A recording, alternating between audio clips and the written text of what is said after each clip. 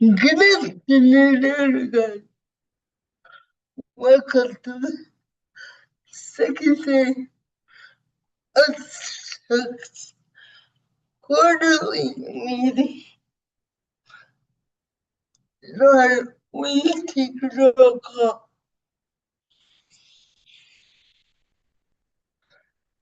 Yes, this is Dawn Lyons. I'll go ahead and start roll call. Julie Weissman Steinbach, Present. Sabra McWhorter Clark,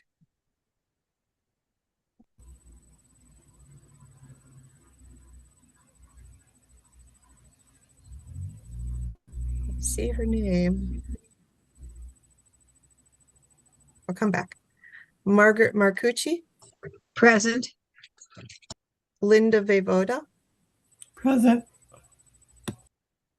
Ace Patrick, Present. Dee Dee Formaster, Present.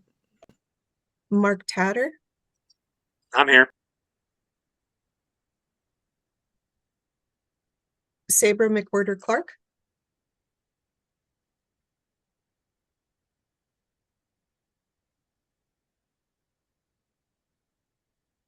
she may be having trouble unmuting. I'll give her another minute. Sheena Childers. Sorry, this is Sabra. I'm here. Oh, thank you, Sabra. Thank you. Sheena Childers. Present. Randall Owen is excused absent today, and Lori Lutu.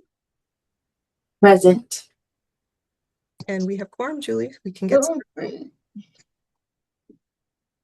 Would you read the preamble yes. for public comment?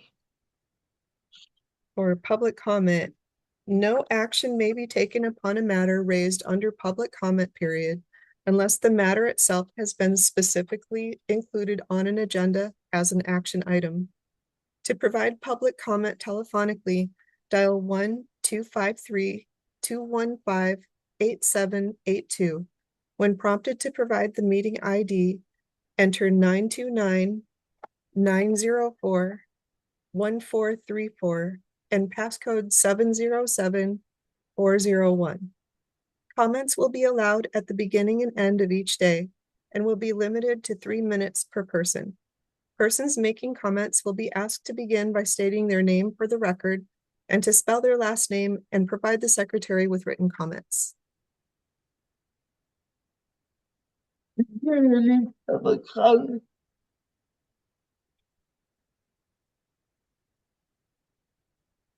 This is Dawn Lyons, just to follow up with our guest yesterday. I did not receive a public comment through email, so I just wanted to let you know there wasn't anything that I'm forgetting.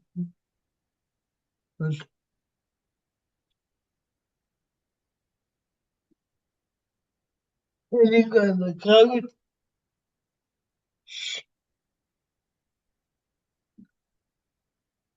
No. Okay. Are there any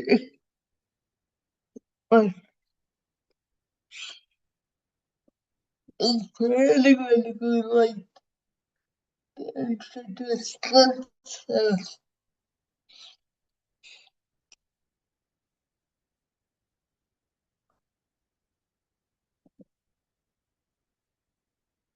This is Dawn Lyons. I just wanted to mention that Cindy Swanson is also here again today. I don't know if she wanted to mention that or not, but I wanted people to know she's here.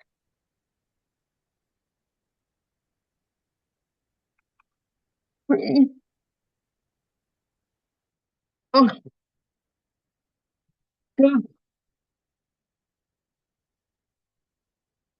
Today, we're going to be skipping the agenda of this, and we're going to start with item 11.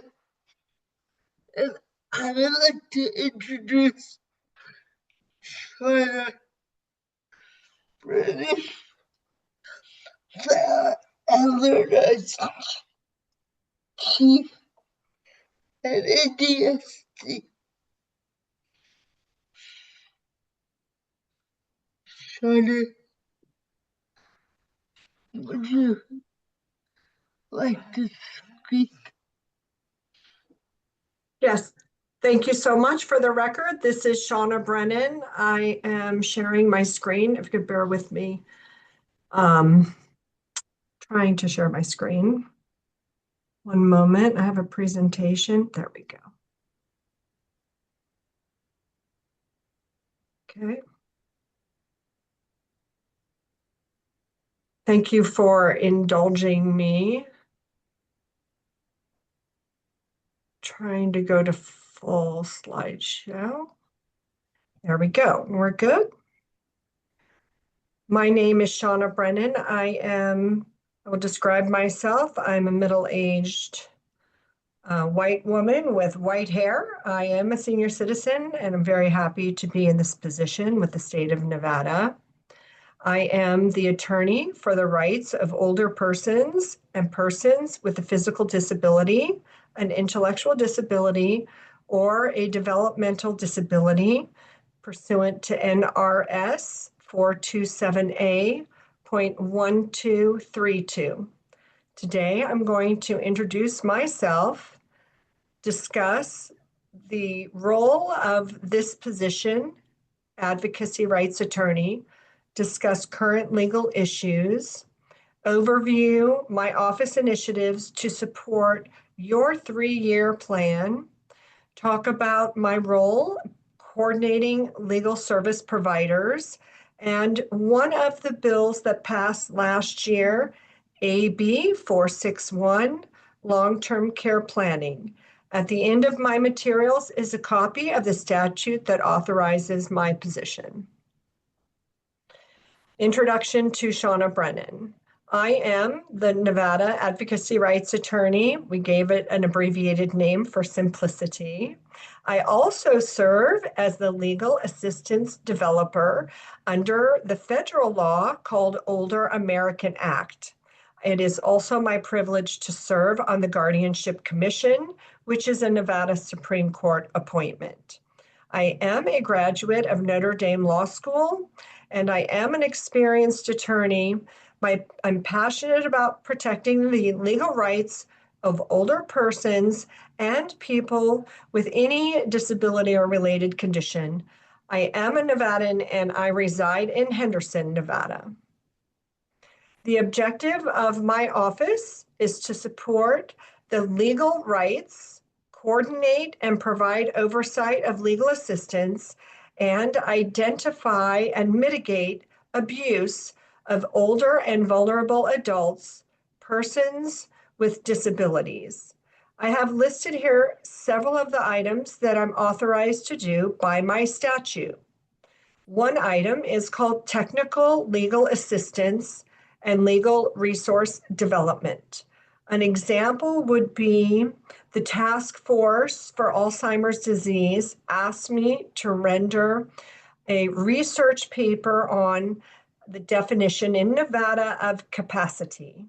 This becomes very important for individuals to be able to self-determine their care and their legal rights. And so I was able to provide that under my statute as a technical legal assistance. I'm also available to provide that to this council.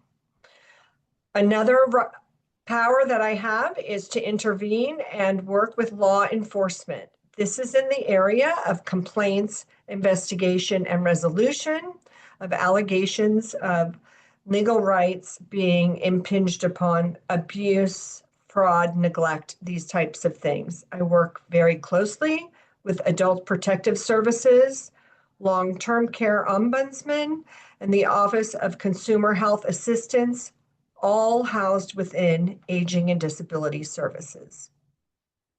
My statute also allows me to explore financial management services, which we are currently investigating. This would be services such as representative payee, but so much more, which allows individuals to continue to live independently in the community. I also serve as the legal assistance developer under the U.S. Code called 42 USC Section 3058J. In that role, I oversee legal aid, but the grant administration is undertaken by the Office of Community Living, also within Aging and Disability. My statute allows me to act as amicus curiae. That is our Latin word for today. Amicus curiae is friend of the court. I have had an opportunity to file a friend of the court brief in cases where I believe that the opposing parties are not adequately addressing the issues of importance to the individual, their legal rights, from, say, a person-centered approach, and the court will entertain my brief as additional legal resource for the court. And again, I serve on the Guardianship Commission. Many have been in the position for 2 years. Many of the legal issues for our most vulnerable population that we're commonly seeing have to do with housing stability, eviction, legal defense. One area of concern is the loss of housing during an extended hospitalization or medical care that has taken the person away from their home. We're also observing a need of services for frail, elderly, and disabled, their ability to actually interact with a lawyer and the court. This is more of a technical assistance, such as having the Wi-Fi connection to log in remotely to a hearing and having someone assist them to do that. This would be an example of access to justice initiative. We see, unfortunately, some abuse of power of attorney. I would say 95% of the time, the power of attorney is acting in good faith. Unfortunately, some people abuse their authority. This is an area that my office is looking into with Adult Protective Services and our other enforcement arms. We see issues relating to hospice and the medical and personal care assistance referrals and appropriate levels of care. And our office is taking initiatives regarding hospice levels of care in the area of advising the population of their rights, so that the individual who's placed into hospice and their caretaker have a better understanding of their rights, and therefore we can intervene to protect their rights. We see other issues relating to independent living and aging in place. Unfortunately, sometimes there are still pressures to place a person in an institution, and my office will get directly involved if an individual is facing institutionalization and they do not want to go. And so that's an example of some of the cases that make it into my office. These are all very important issues. Some of the eligibility is similar to aging and disability, but I find that my office doesn't have as many barriers to investigation as some of the other legal aid or departments. So my contact information will be at the end of the presentation. Please feel free to contact my office or refer to me as issues arise. I had an opportunity to review the 3-year plan of this council. And so I was able to address some of those goals. I realize the plan will be updated soon, and I would like to continue to work with you to be able to address the legal needs which are identified in your plan. 3 of the initiatives that I saw that our office can support, and just to clarify, OARA is Office of Advocacy Rights Attorney. That is abbreviated title for my office. Objective number 1, independent living services. We do refer legal matters to legal aid, the Nevada Disability Advocacy and Law Center. We're also identifying gaps in legal services to the aging and disability population. Number 2, diversion from institutions. This is one of your top priorities. The action that we can take in my office is to intervene where appropriate to ensure a person-centered approach and least restrictive alternative to guardianship and, of course, institutionalization are applied. We can identify escalation situations and prepare training for first responders and other individuals who, in their professional capacity, are encountering these situations. We do also provide training internally to ADSD. My office can identify and is identifying gaps in notification for institutions regarding releases. We've found that guardians are not being notified when people who are in services and in guardianship are being released from a hospital or acute care. And so the guardian is not having adequate time to respond, or some state services are not notified. We are currently working on ways to improve those notifications so that there's no pressure on the individual to hold over and stay in a hospital longer, and that their next residential facility is appropriately ready for them. The third area of your priorities are services under other programs designed to provide resources, training, counseling, and other assistance for the benefit of enhancing the independence, productivity, and quality of life. So our office is, as I mentioned before, exploring a financial management program to support the ability to continue to live independently in the community as the ADSD population ages and has other needs for assistance, and to provide technical legal assistance to the population for advocacy and legal services. Some of those issues include Fair Housing Act, American with Disabilities Act. One of the services we provide is to coordinate legal service providers. So that would be usually called legal aid. Because they are an essential partner in protecting the rights of older people and people with disabilities, we will continue to oversee the quality and the quantity of that work. Again, the grant administration is handled by Office of Community Living. We will continue to improve our coordination with enforcement to protect the rights of individuals. Those are our enforcement arms at Aging and Disability. And this year, we are working with the other enforcement divisions to start to track and report outcomes. In the past, the data gathering is quite extensive. And so, as a general rule, outcomes have not always been tracked, so that a matter might be referred to the police, yet there's no follow-up if a criminal action was brought. That's a good example. So we're looking and exploring ways to be able to track those outcomes. It's not in place at this time, but that is something I have identified as a gap and a goal to improve reports to organizations such as yours, where you need relevant and live on-time data. Now I'm going to turn to discuss the 2025 Assembly Bill 461, Long-Term Care Planning Program.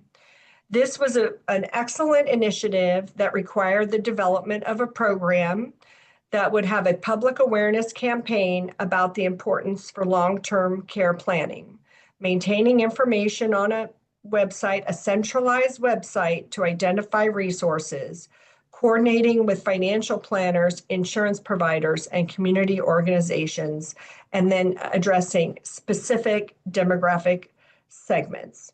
There was an annual report required by February 1st. The ADSD implementation of this bill includes the report. I apologize, was not included in the slide. The report was issued before February 1st and is available through the Office of Community Living. The Office of Community Living is responsible for the implementation of this bill. They have placed the initiative within the Nevada Care Connection resource opportunities. So that right now there is a limited amount of federal funding to support outreach efforts, but it would not be guaranteed to be sustained. My office of advocacy rights attorney is supplementing the implementation by exploring the financial management program, also working with law firms and legal aid to expand our pro bono, which means for free, type of workshops for the public, but also identifying pro bono attorneys to take on the work. Much of this work is not supported by grant funding, and we need to find attorneys who will volunteer. This is especially in complex legal matters. I have attached a copy of my statutes, which specify my statutory authority, and then I would like to welcome questions. I will go to the next slide that has my contact information.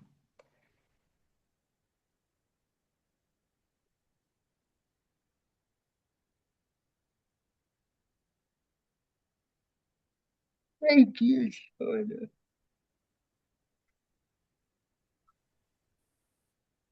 Are there any questions? I can't see.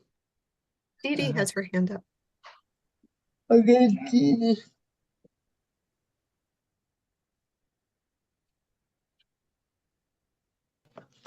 This is Dee Dee Formaster for the record. Shauna, welcome aboard. I wish I would have known you were there about 3 weeks ago. I have a horrible case, and I have to say it's just about at an end now, but we're going to court on the 14th. It's been a friggin' nightmare.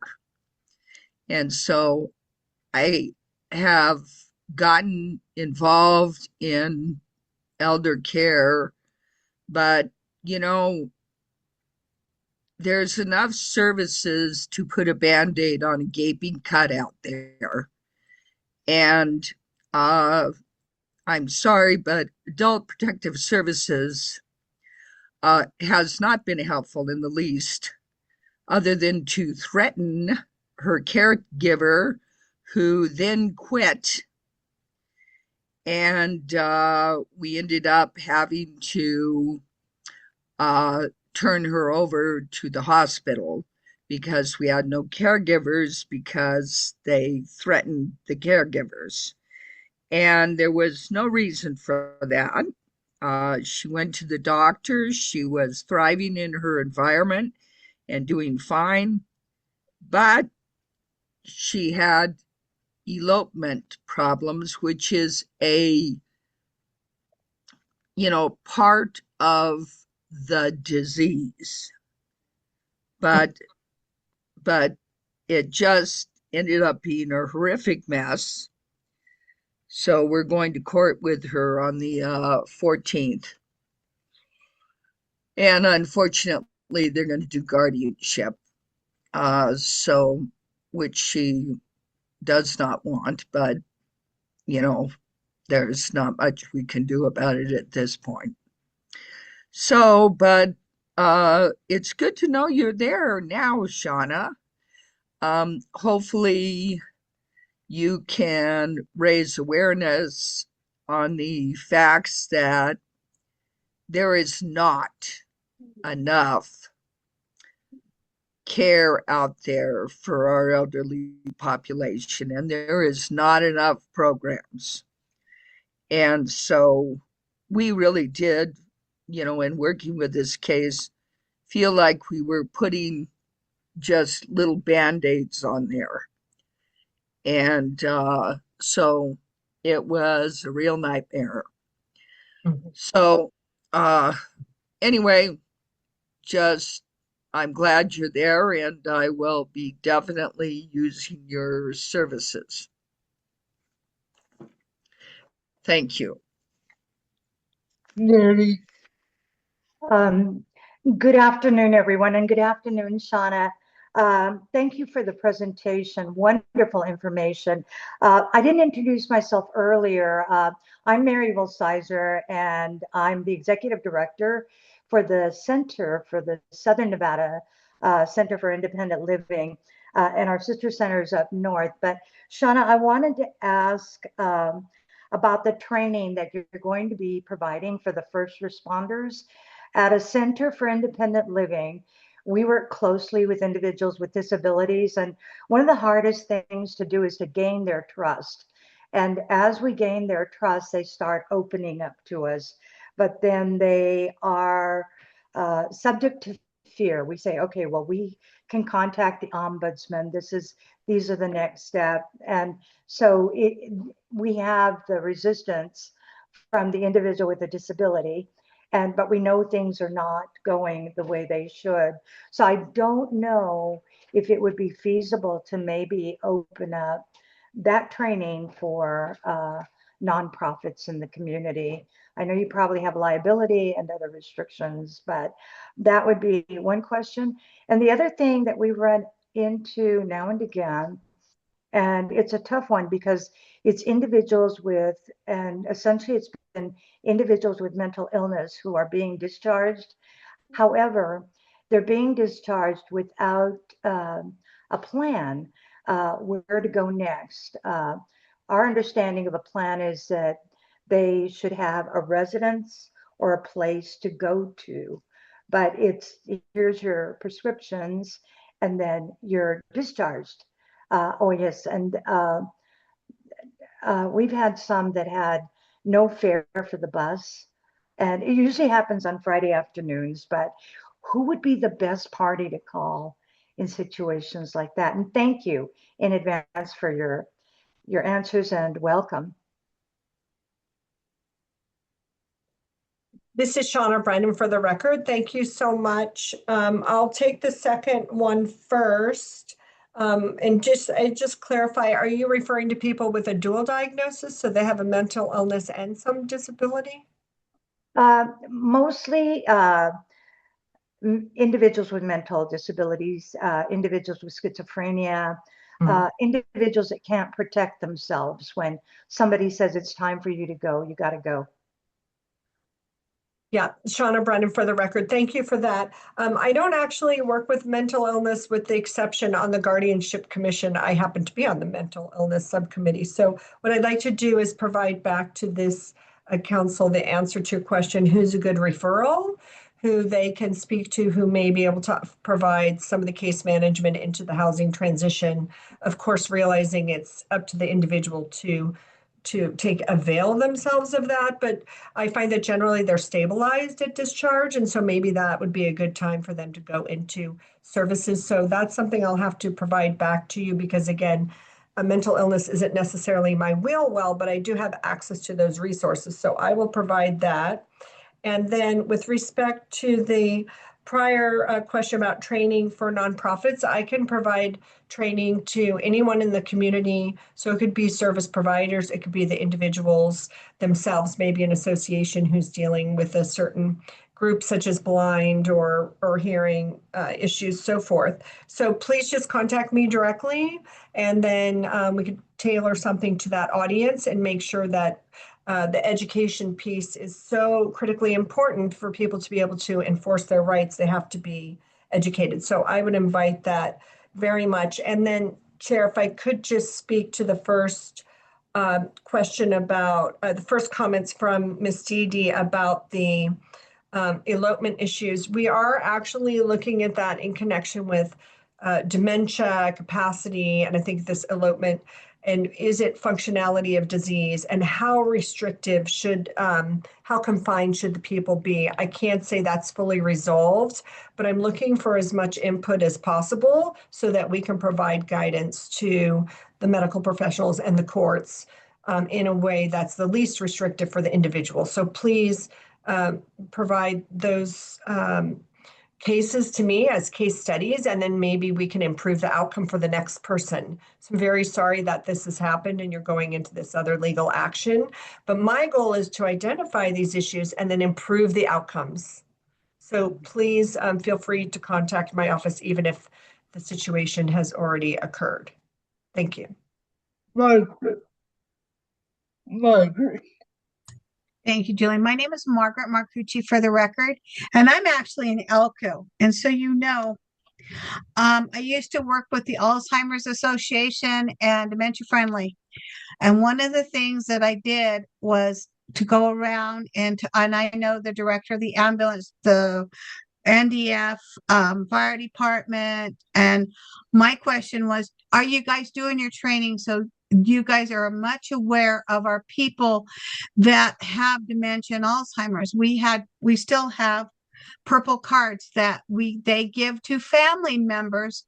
So when they show up at the house, they can hand them to them and say, hey, one of my family members has a problem, and they love it. They still use this to this day. Thank you, Shauna Brennan, for the record. I'm actually not familiar with that program, so I don't know if someone else here at ADSD on this hearing has that information, but I would like it if you could put your information in the chat. I can reach out to you and we can avail ourselves. Any type of standard, we would love to just continue to implement if it's effective. So thank you for that.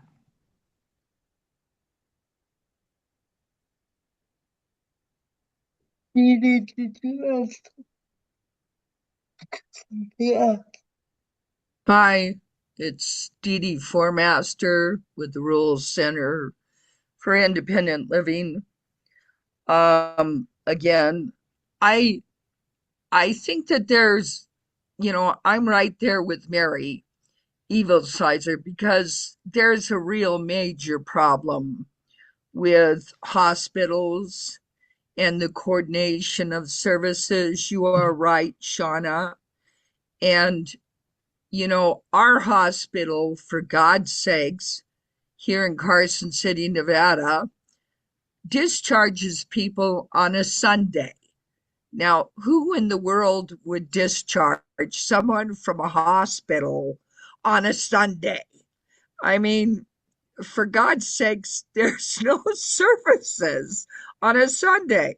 And these people can't even get their prescriptions, let alone a bus home, because our bus system doesn't even run on Sundays. And so, I think that, Shauna, a big area where there's a gaping hole is the connection with hospitals, discharge planning, and definitely connecting up with services.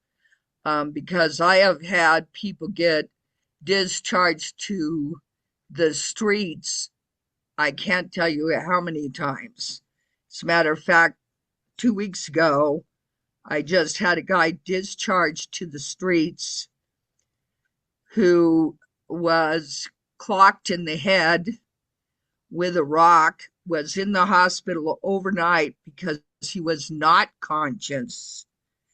And they discharged him with a handful of medications with a tooth where the nerve was exposed and gave him a referral to a doctor or a dentist to assist with his tooth that would not take Medicaid, nor even take a look at his broken face. The doctor did not take Medicaid. And so what kind of referral's that? So anyway, I think, Shauna, that you're looking at a lot of the good things that need to be done.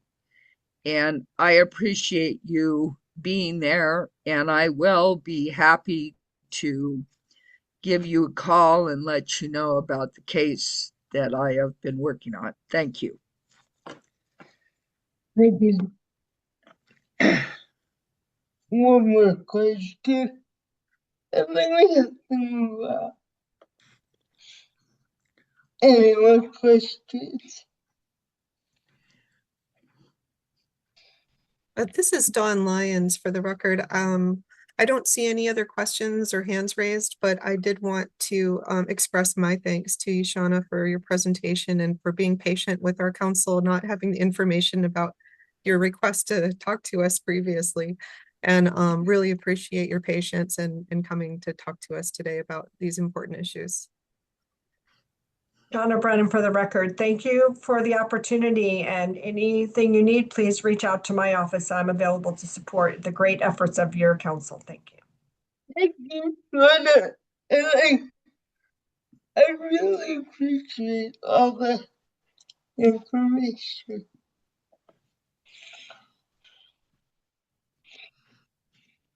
Okay. We're going to move on. And we're going to go to item 6. And we have new language for the bylaws. Do I please take this one, please? Sure can. So I'm not going to go through the entire document again. The only thing I'm going to go back to is the revised language for the last suggested changes to our bylaws, which was on page 9. And that was under Article 9 committees on the second paragraph. And the revised language that I did run by the DAG yesterday and she did approve would state, the chairperson shall establish subcommittees as necessary to carry out the specific duties and functions of the council and may designate from the council a chairperson for each subcommittee. All subcommittees are subject to open meeting law pursuant to NRS Chapter 241. All chairpersons are responsible and accountable for their committees and the funds allocated for their committee operations.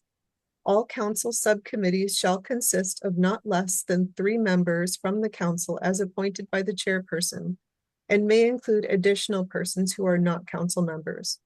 The 3 subcommittee members appointed are to be considered voting members and count toward quorum, regardless of their voting status as a SILC member and or stat.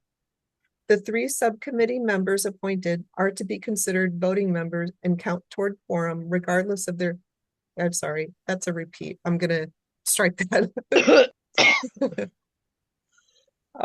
The subcommittees are not decision-making bodies and final SILC actions shall be presented to the main council for a vote prior to the official implementation. However, subcommittees may make any necessary decisions to proceed with their assigned purpose, including actions taken to collect data, review data, and or literature, and choose options to present to SILC from both internal and or outside sources. All participating members or guests of a subcommittee shall be allowed to express opinions and contribute information regardless of their employment status when agendized, and the chair allows for it. A subcommittee can only make full council decisions when the SILC has voted in advance to allow for it at a specified meeting in advance during a full agendized council meeting. That was the proposed change language, except for the duplicate sentence, which I will strike. I somehow accidentally copied it twice. I guess I'm looking for a motion to pass the updates to the bylaw language, or bylaws language.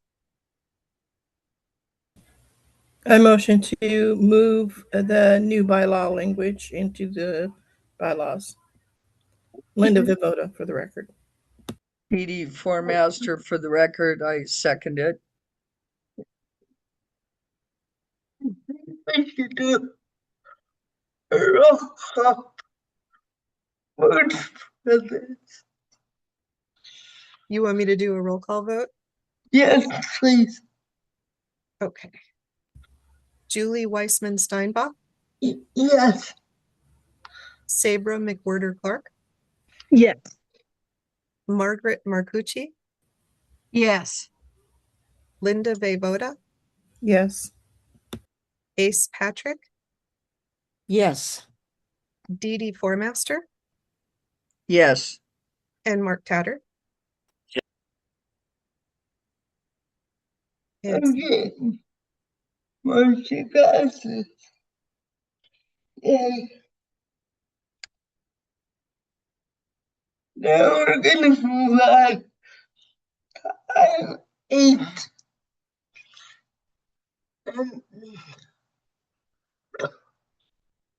No, this is Yes. Okay, this is Dawn Lyons. Discussion regarding status of Nevada Silk as a 501c3 and our next actions anticipated for the council. It's kind of like an update, but I just wanted to let everybody know where we were at in that regard. I've been struggling behind the scenes to get our state tax exemption filed. I'm still waiting on some documentation from state fiscal that they've requested in order to process that. So I'm working with Aging and Disability Services fiscal right now to get that turned in so that we can get that processed and start being tax exempt. But the other thing is it's within our spill amendment, it's proposed language, so we can wait for some of that until we have that discussion. But I did file our taxes for this year and I updated our there's a requirement to notify the state of our membership. And so I did that as well. And I can't think of anything else that's formal update other than that, other than the spill amendment proposal language. So we can talk about that later. But if anybody has any questions right now, I can hopefully answer them.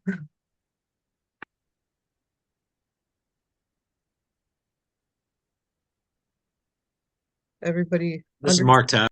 Oh, okay. Hi, Mark. Hi. I'm sorry. I'm late to the party, obviously. I'm wondering, is the executive director position a state employee or are we independent now? So And is that position funded through the DSE from Part B funds? good question, Mark. This is Dawn Lyons. I want to explain right now, we are unable to change anything that's legislative approved or in our budget.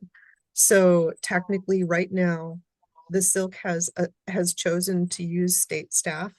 And so, I am the only, well, I shouldn't say only because our administrative assistant does work for us part-time. She's here, Amanda, taking minutes and things like that. But for the most part, I'm the only full-time staff of SILC right now. And I am technically a state employee. It's something that's in our bill amendment language, but we need to decide if that's the way we want to move as a SILC, as a council, is to separate our staff from state service. But that would have to also go through legislative approval as far as how that's allocated regarding funding, because the funding has been approved for state staff. So we need to go through the next legislative session and request that Aging and Disability Services change that if that's what we'd like to do. The soonest that could happen is after July of fiscal year 27. So because that's the end of the fiscal year, Yeah. and that's the end of the legislative session. So that would be the very soonest we could even start changing those things, but it's definitely in some of the proposed language in this bill that we're going to talk about. Okay. Would that change need to be done through a bill draft or a bill, or would that be something in a budget or something like that? Yeah, it's just the budget as far as I know. It would be a formal budgetary change in the legislature for Aging and Disability Services. Now, that doesn't necessarily mean that Aging and Disability Services wouldn't support us with that same funding. It would just have to be allocated differently rather than for a staff position. Okay. So it would have to be for SILC resources for personnel rather than for, you know what I mean? And the Aging and Disability Services would have to approve that first, and it would have to go up the chain and then eventually be approved by legislature. Okay. Yeah, but I'd imagine if it was a bill, they would use one of their ones that they're allowed to present. But I don't know. Anyway, thank you. That I was just wondering about that. I haven't been attending these meetings for a long time, so I was just wondering how that worked out. You know, Thank you. it might not be a bad idea if we talk to Aging and Disability Services about creating a bill that could kind of like streamline the process for us. That might be an option. You know, maybe we could talk outside of the meeting a little bit more about that if you have some ideas. Yeah, I could. I've worked with many agencies, states, and cities that all have their bill drafts, and they always try to figure out what they're going to do because they're only allowed to present so many. And getting in early into that discussion is critical, and that's Right. now. So, Right, I know. That's why I'm like, we've got that on our agenda to talk about our spill amendment okay. because it's got to be in our spill before we can actually, we've got to at least approve a tentative plan for our spill budget before we can go ahead and ask that, right? So formally. Yeah. So yeah. Okay. All right. Yeah, I'd be happy to talk. I've got a Okay. lot of ideas. All right. Yeah, Thank I you. appreciate that. Thanks. Ace, Ace? Yeah, hi, Ace Patrick for the record. Um, so Don, you said that you're currently working with ADSD for the tax exempt status paperwork, is that correct?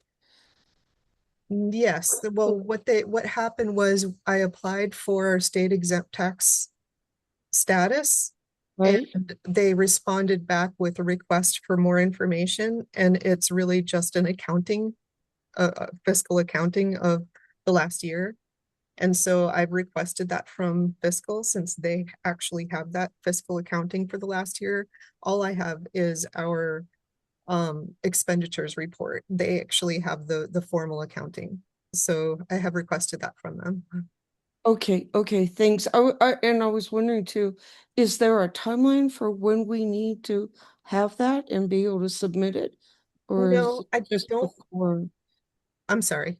Or is it just before, do we need to just get all that in before these other things happen, like the spill work group and legislative session and stuff like that? Well, Is it kind of open still, or is there a date where we have to have that in?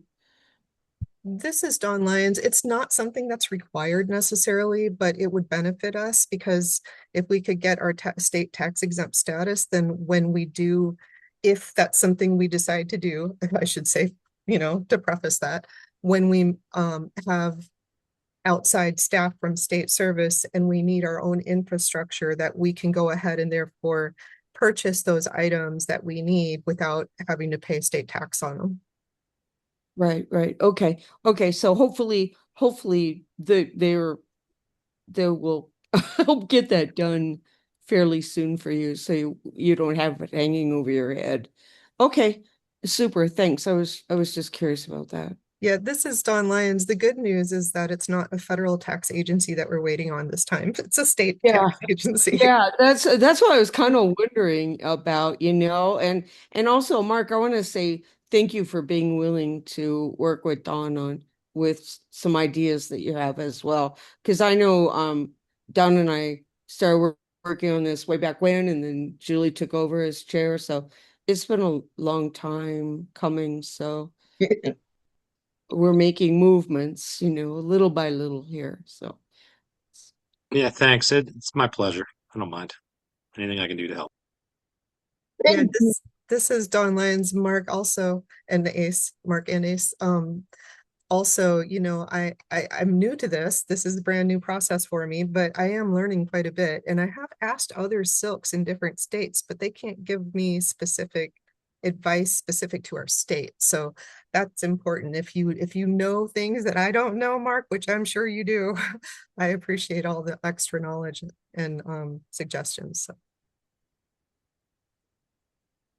Any other questions? Ace, Oh, she just put a thumbs up. That's all. oh, sorry. I don't see any questions. So we're gonna move on to item number 9. Speaking of skill,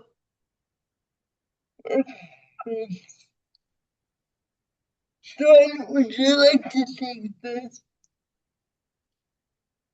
Sure, I can do this too. This is Dawn Lyons, and it should be a quick agenda item because we really just need to plan for our spill work group, which is we're going to, in a different agenda item soon, determine if we have a starting point for the spill work group and what that looks like. But in the meantime, who would like to be on the spill work group of this group and when should we plan for it? Of course, we have to remember we have to follow open meeting law, so we have to be conscientious of, the time frame and how long we're giving both myself and Amanda to get an agenda approved and in order. So, 3 weeks is really pushing it, but just so you know, the time frame that would be hard to make is anything less than that. And we need 3 members, correct?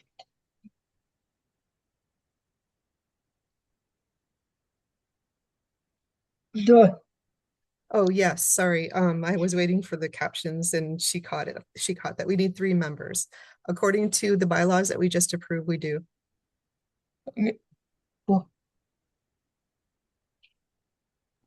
So this is Ace Patrick. Are you asking for volunteers for this? Or Julie, are you going to appoint or what's the process? So this is Dawn Lyons. Just to clarify, the bylaws do state that Julie appoints people, but I think that Julie would be better appointing people who would volunteer first. So it would be nice to hear who's interested. Right. Okay. Yeah. I'd like to volunteer myself. I was gonna say, Okay. I appoint Ace for sure. Marcus, do you have any? Julie, you're going to tell me I have to do it anyway, so I might as well say, okay. Okay. Okay. And one more person. Julie Sabra also said in the chat that she's interested. Okay, cool. We got our 3. Well, we actually had 3 already because I think technically the spill work group is chaired by the chair. Oh yeah, that's right. So you're already appointed. Okay, well, we have 4. And I'm not sure if you'd like to open it up to the public to, mention if they're interested or not, but I know we have some members of the public here. Are there any non-citizen members would like to participate? This is Margaret? Yeah, I have Chris Sandel sitting here. She just got here. She was here yesterday and she'd like to volunteer. She'd like to learn more. I would like to learn more, yes. That's great. Can Margaret, can you spell her name for me first and last? KrisSandall.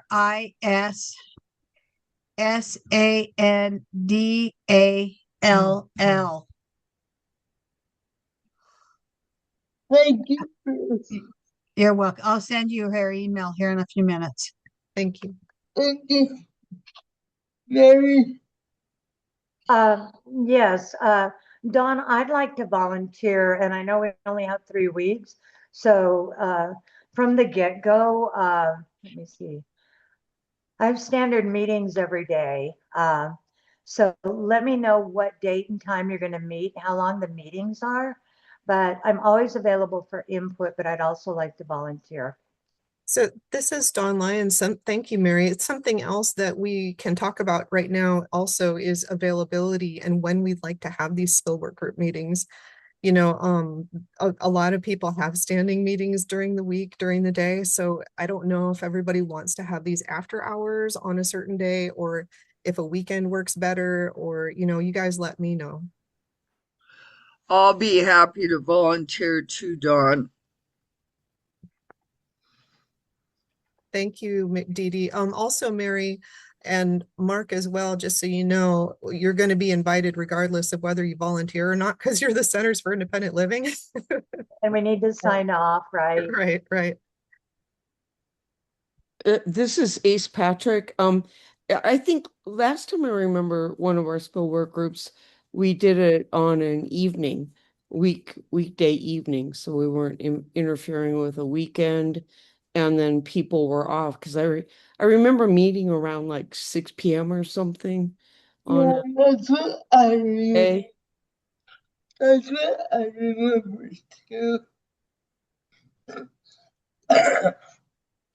Yeah. That would work for me after hours. This Yeah. is Mary Sizer for the record.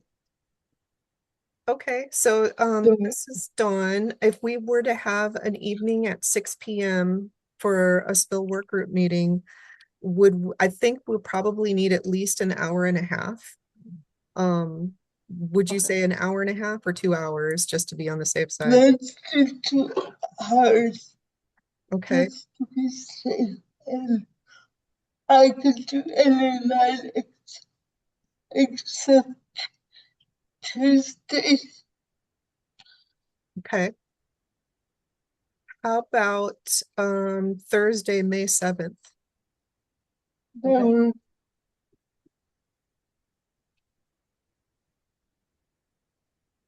Yeah, I, that sounds good to me.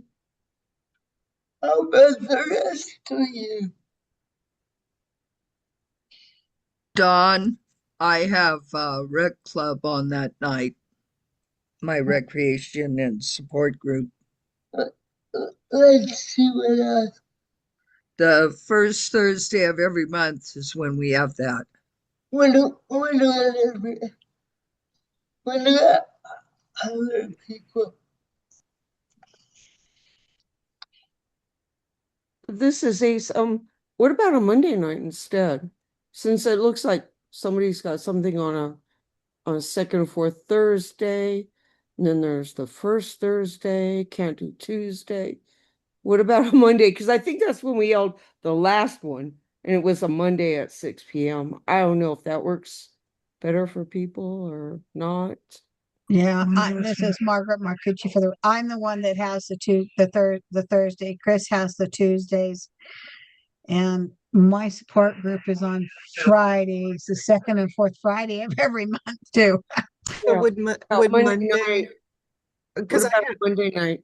so this is Dawn Lyons. I have the standing it's not every Monday, or it's not every month, but the trip advisory council Right. is on the first Monday of the month. So we could do Monday, May 11th at 6 p.m. Does that work for everybody? Yeah, Yes. Works for me. Yes. Okay. For yeah, the record, this is Mary Sizer. Julie, if I may, yeah. Mark, I know you're new back at the SILC, but the SILC plan for the CIL executive directors, I don't know if you'll have time, but this is something I would encourage you to participate in just to become more familiar with the plan, if you can. Thank you, Julie. Yeah, this is Mark. Yeah, I'm going to try to do it. I don't know if I can formally join at this point. I was the spill chair years ago. That's And I want right. to put input, and obviously it's very important, and I have some experience in it. But all these dates you're recommending, I'm not available. So I'm hoping to hear a day that it will work. I have more dates um, that I can't come than dates I can come. And that's a temporary thing for the next couple months as I step away from some other roles. But I'm actually on a plane coming back for Rump that night, May 7th. But who knows? Maybe there'll be a delay and I can call in. Mark, will you be back on May 11th?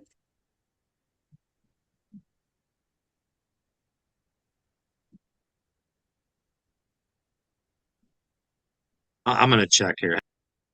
Okay.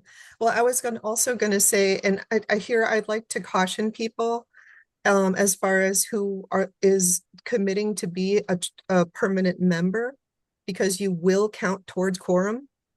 And so if we don't have quorum, we will not be able to hold the meeting per open meeting law. So we are required to have 3 permanent members, and in our bylaws, it does state we will allow for everyone else to contribute if they can make it.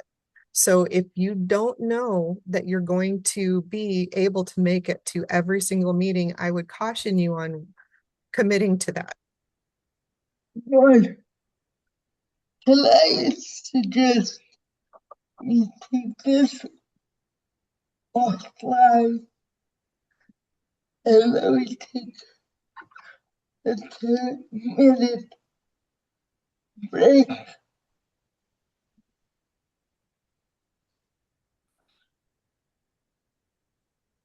You want to take a 10-minute break and revisit? Yeah. We take the scheduling offline. Like, do we have to do it during the meeting, or we just? You do have to appoint members during the meeting, Okay. but that's the only thing that we Sorry, absolutely I need. forgot. Okay, well, before we talk dates, should we figure out who I'm appointing?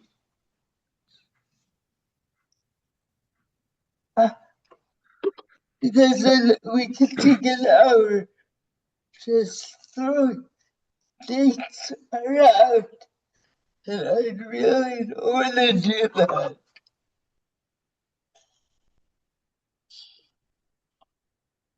You know So, what I mean?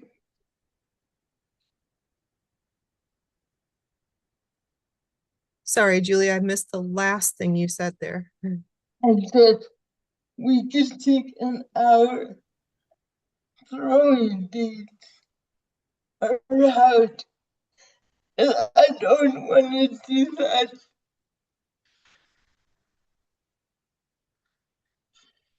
We could take an hour to what? And you don't want to do that? Throw dates around. Oh, yeah, okay, that's fine. I think we've decided on Monday, May 11th at 6 p.m. anyway. Okay. And then, we can, of course, invite anyone who doesn't want to be a permanent member, so to speak, but may be able to show up at some of the meetings. That makes sense. If anyone who expresses interest would like a recap of that meeting, we can always send them a recap of that meeting if they missed it as well. Yeah. So that's also something we can do. Okay, Dee, do you have a question? I do. So you're gonna allow the general public to be involved? That's the idea, Dee Dee. This is Dawn Lyons in our bylaws. That's what I was trying to get across so that it was clear. That the DAG was helping me try to figure out language that supported open meeting law as well.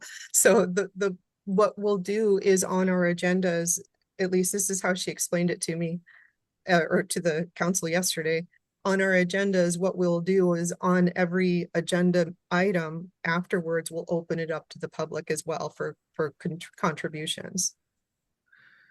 Okay, that sounds good. I just wanted to clarify that. Thank you.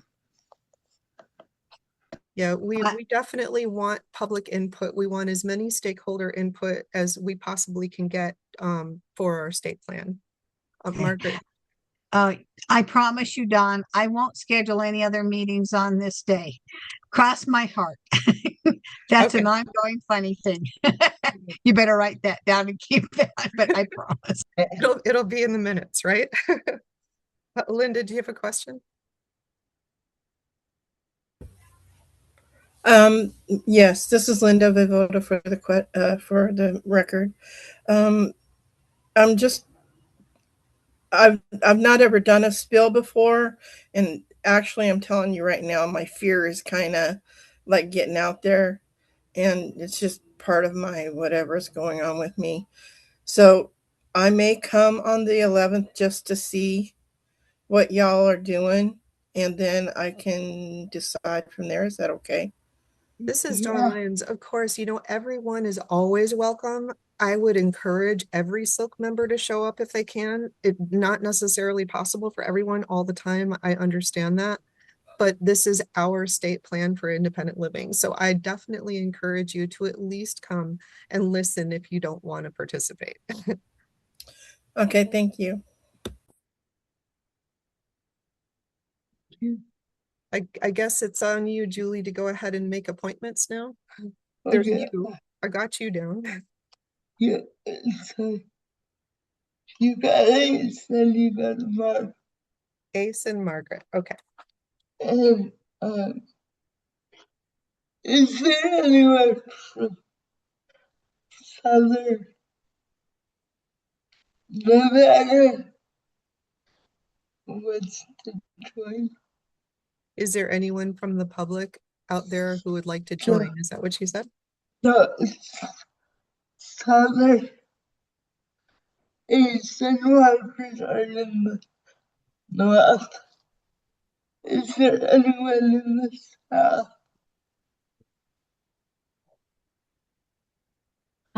Julie and Dawn, this is Cindy. I am not going to commit. So I'm one of the people in the public and I am not going to commit right now. Thank you. Okay. So yeah, Julie, I actually am kind of bound to be a member of the subcommittee since I kind of run the Zoom, so I will be there regardless every time. So you can count me in as well. But since that counts as the three.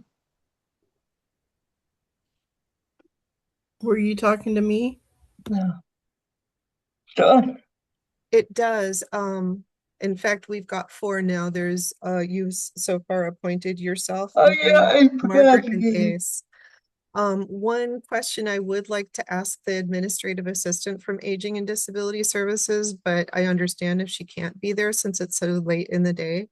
But Amanda, are you able to be there for that meeting and take minutes, or will we have to find an alternative?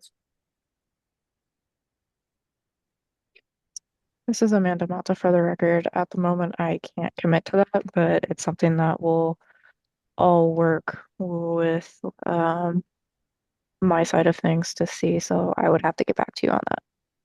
Great, I appreciate that. Thank you. Okay. So we got me, Margaret, and Ace. I officially joined us to the school working committee. Okay. Okay, great. Should we take, oh, Mary, do you have a question, Mary, before we take a break? Yeah, it's real quick. Will there be interpreters at the meeting for the deaf on Zoom? So this is Dawn Lyons. We can always request that. That does take an additional amount of time. So we want to make sure we get those requests early on. So are you requesting that now? No, I'm wondering if some of our general public members, the deaf community is becoming more active than it has been in the past. Dawn, I don't know if you have a public announcement, if they're mandated to request an interpreter 72 hours before, or if we're mandated to provide one. I'm not sure that 72 hours is sufficient to request one, but honestly, we do plan on having what are they called? Town halls, public forums. Okay, all So right. that there we will absolutely will have ASL interpreters. If there's anyone now who would like an ASL interpreter planned for this meeting, please speak up so that I can request that in advance. Otherwise, if we don't receive that, it's quite a bit of an added expense when we can we can have the interpretation done from our recording later if we need to. Does that make sense? Yes, that makes sense. Okay. Okay, Julie, it's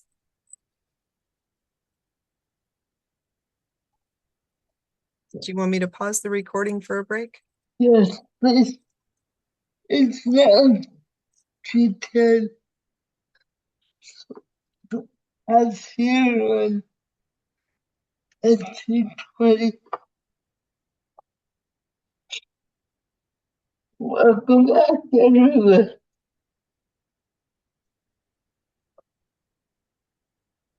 Okay. We are on item 10. Not doing today. I'm confused. Where, Oh, where we're are we? item I'm 10. confused.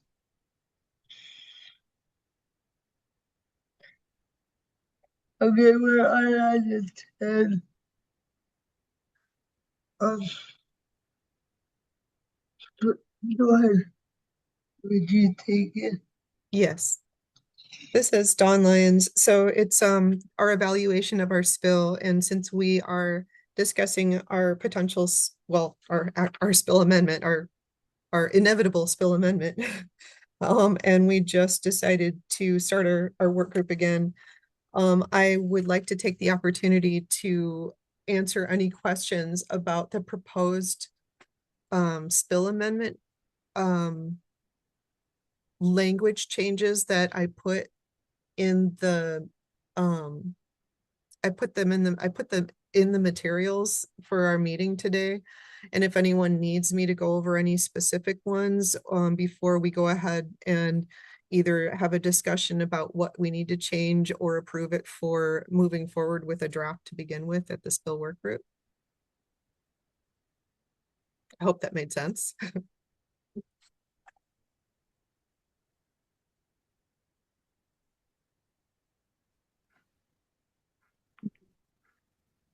Any questions? Dawn, this is Dee Dee Formaster for the record. Okay. I know we must have community members that maybe aren't too sure what the spill is. Can you just maybe run over a little bit about what the spill is for the people who are in the meeting who may not be aware? Thank you.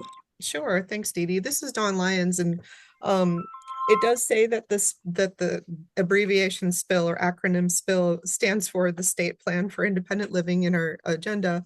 But to go further than that, it's something that the SILC is responsible for creating for every 3 years. It's the State Plan for Independent Living. We currently have 3 goals that we can change those goals, we can update them, and we can decide what our priorities are for the next 3 years when we plan our state plan. The reason why and it's a federal requirement. The SILC develops it, but we also need the Centers for Independent Living we need their buy-in on it. We need over 51% of their approval. So we need both the Northern and the Southern Centers approval of our state plan, which is really important because they're the ones who provide the independent living services in the state. So that's part of they become a vital part of the plan as well. And then the designated state entity has to sign off on it and agree to it. There are many other details about the state plan that are specified in federal guidance and the Rehab Act. But if you were to read the state plan for independent living, that's a part of our materials. It does describe those stipulations that are pertinent to our current state plan. I hope that helps explain what that is. We are going to have to do an amendment because during our last when our state plan was approved for fiscal years 25, 26, and 27, and we are in the middle of fiscal year 26 now. When our spill was approved, by the federal agency who approves it, which is the Administration on Community Living, or ACL. We were still waiting for the legislature to process our legislative budget request, which in part was a request for more dollars to support staffing for the SILC. Turns out that the governor did not agree with our staff, with any of Aging and Disability Services requests for budget changes. So even though the state approved it, by the time it got to the governor's office, it did not get approved. So our legislative ask did not get approved. And it changes what our budget looks like by over 10%. So we do have to make a formal spill amendment as required by federal law. So mostly what we need to do is make changes for fiscal year 26 and 27 because of those budgetary changes, the majority because the budgetary changes, but there are some other opportunities within to be able to make some changes that we hadn't thought about previously. So most of what the updates or the amendment includes are budgetary amendments. The biggest one being that because we do not have the fiscal support for staffing, we will be spending more than 30% of our resources, which is our federal requirement states that we don't spend more than 30% of our resources or more than our 30% of our grant on our resources. And since so much is included in our resources, our budget for staffing, our budget for overhead and infrastructure, our budget for travel, our budget for any kind of accommodations for meetings or meeting expenses, all of these things are included in our resource budget. So because we did not get the additional support that we were asking for staffing for our from the legislature, we will be spending more than 30% of our of our grant for our resources, if I can talk. And so we're going to have to justify, but I believe we shouldn't have a problem as long as we explain the situation and said, you know, it was originally approved because this is what we thought, because we had agency support to do. It just didn't turn out that way. So we really don't have an option but to spend more than 30% of our resources for fiscal year 26. But if we were to get our legislative ask approved for fiscal year 27, we may be able to bring that back down under the 30% by making the changes that I currently recommended in our budget and for our spill amendment and our language in our spill amendment. Now, does that make sense, or does anybody have any questions about that? It's a lot.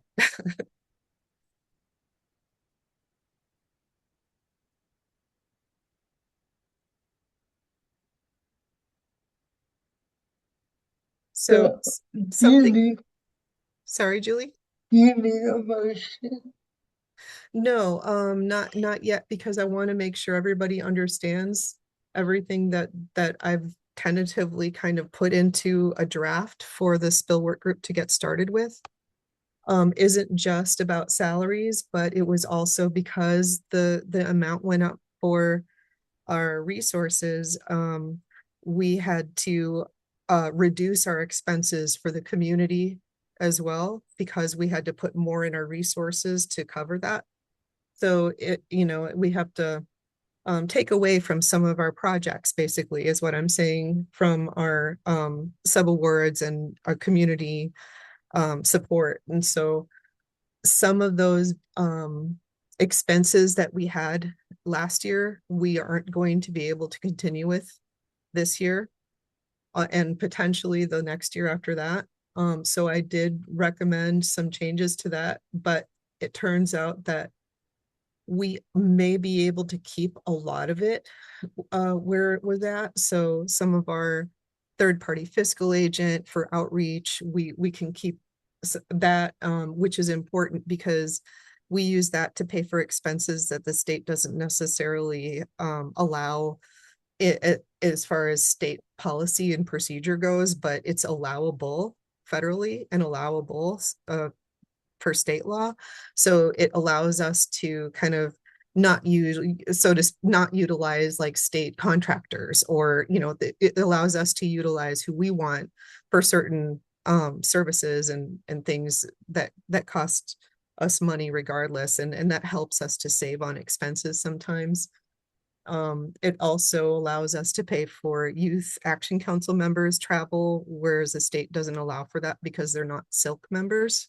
They're not technically a formal public body, part of a public body, so they're not obligated to pay for their travel. But since we choose to do so, we can do that with that fund. And so there's some things that we use that outreach funding for, including the money we set aside for emergency purposes. Like that's really come in handy this year because of the delay in our federal funding. So we were able to, even though we haven't been able to sub-award again, to continue some of the services that our partners like Rural Center for Independent Living have been doing. We've still been able to support them so that they can continue doing the work until we can get those sub-awards out if we can. So there's a lot that goes on in that third-party fiscal agent. So that's kind of important that we keep that. And then there was I was looking at the ability to also maintain the legislative project funding, and then also $59,000 in CIL operations to maintain housing programs that are going on that have been doing a lot of good in the community. So those were my recommendations anyway. We can, as a spill work group, move that around and drill down into the details more, but I thought it was a good place to start. I think that's the majority of the changes in this bill or for the spill amendment that I've put in there. I've changed some of the technical language to define money for community IL service providers rather than just a specific person, or I don't remember exactly if it said CILs specifically, but that leaves us a little bit of wiggle room to ensure that there's more participation in our community. And then is that it? Oh yeah, and then I added a couple. So I took out the medical subcommittee indicator, and I changed that to the barrier removal project that we're working with Nickel, because they're both related to medical in the community, and then of course we also have the opportunity to reach out to the Nevada Health District to see if we can be a part of those conversations and their projects as well for the rural community for medical accessibility and stuff. So I figured we don't really need to do our own thing in that regard, since there's already these other things happening that we're involved in and that we can be involved in. So that was one of the proposed changes that I made in our spill amendment. And then also to add community needs assessment. And that's the majority of it, or the gist of it. It's kind of an overview, but like I said, the spill work group can drill down more, unless this main council thinks that there is something that I blatantly left out or that should be changed before we pass it on to the spill work group to begin with.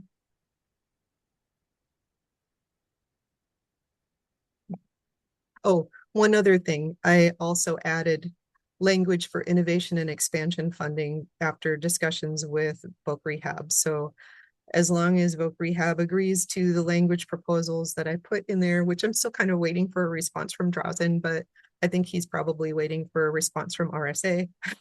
So, it's not like he can rush that or I can rush that, but I'm anticipating that we'll be able to get INE funding as well. So I did put that in the draft. Mary, you have a question?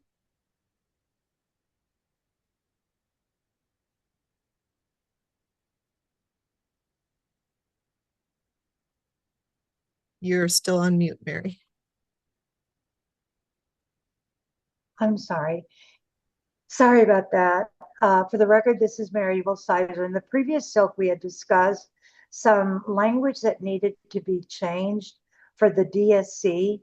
And I can't remember exactly what it was, but I remember at the time it seemed really critical for moving forward.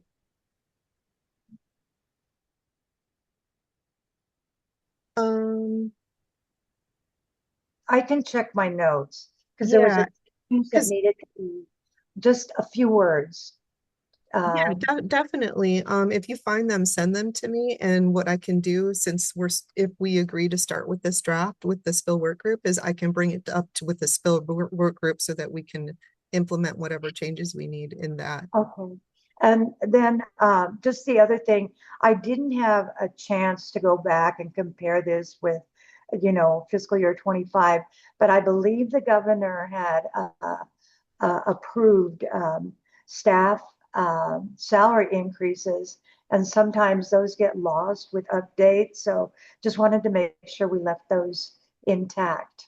Yes. So I'm glad you brought that up because actually I just recently, after I created this draft and I put notices that the amounts were not or did not include fringe benefits in the salaries. I did receive that finally information back from fiscal, so I can add that and we can adjust that for, you know, just to make sure we have correct amounts in there, but it won't change it dramatically or anything. But yes, they should be current amounts now that up to date with the governor's increased salaries for the all state employees. Okay, very good. And I'll look up the other verbiage and send it to you. It may have been something we resolved. Thank you. Okay, thanks.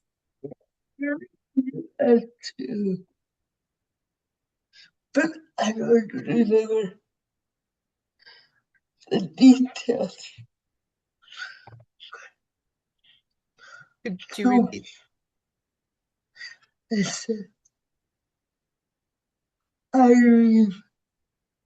I remember that too, but I don't remember the details. Oh, okay. But we can talk about it during the workroom. Didi.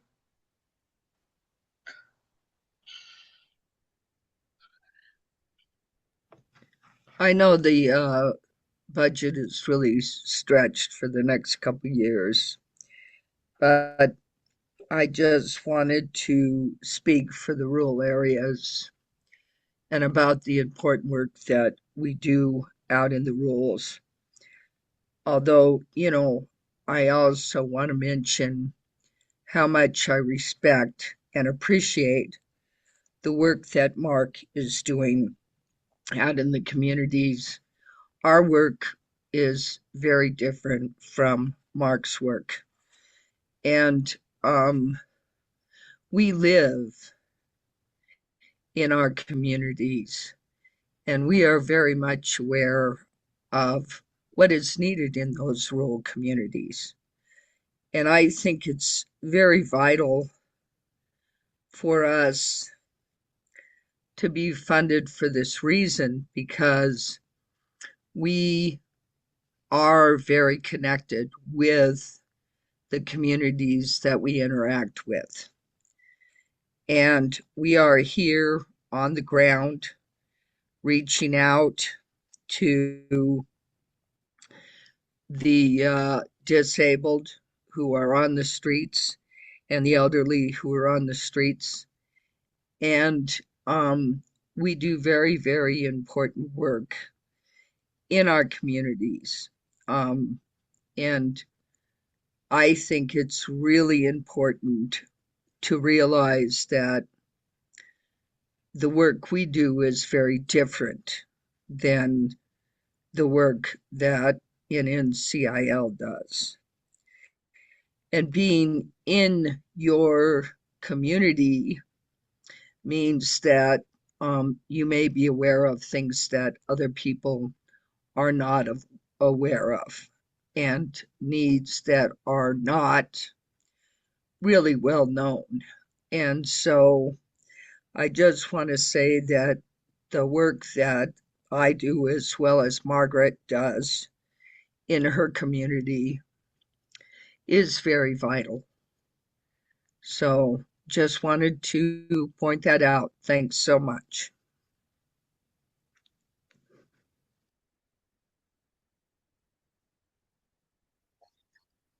Hi, this is Mark. I'd like to just comment that, half of the funding and half of our staff are rural advocates. We spend an incredible amount of time in the rural area, including Fallon, Burnley, Carson. I spent all day this week in Carson working with a variety of people, including teachers, upline support group, and a various another number of people. I've been coming to the SILC meetings, spill meetings, and everything else for a long time, and I've kind of heard this. I haven't been a board member, haven't been able to talk about it or comment it.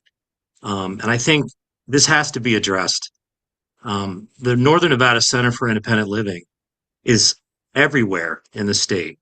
We had our advocate drive out to Elko this weekend. They attended a deaf organization meeting that was very important. We have consumers pretty much in every county. We have hundreds of people that we work with all over the state. And I think it needs to be said that our work isn't very different. Our work is very much the same, the 5 core things. We also have 2 extra things that we work on with our PPR. We've been doing this work for a long time. And I get a little bit upset when I hear this constant idea that there's nothing going on in the rurals. It's simply not true. We spend $1,000 on reimbursed transportation in the last 2 months at our center. And to say that we're not there is just not true. We attend health fairs everywhere. We're in Pahrump. We're in Douglas County last month for their health fair. We work with the Carson City teachers. We work with emergency prep people all over the place.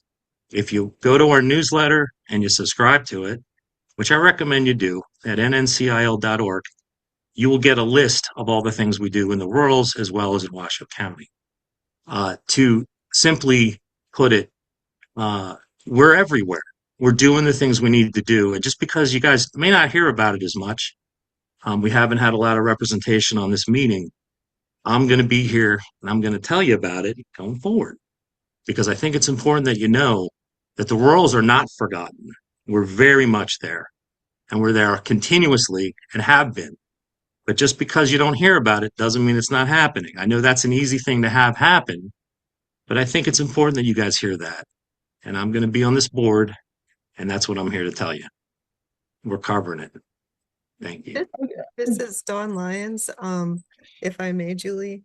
Yes. I want to say, Mark, I totally have been impressed over the last couple years with everywhere I go. I've seen an NCIL booth, even at the Disability Awareness Day in Clark County. I've seen you guys, and in fact, I know that we had consumer feedback that said that NNCIL was very helpful at Disability Awareness Day.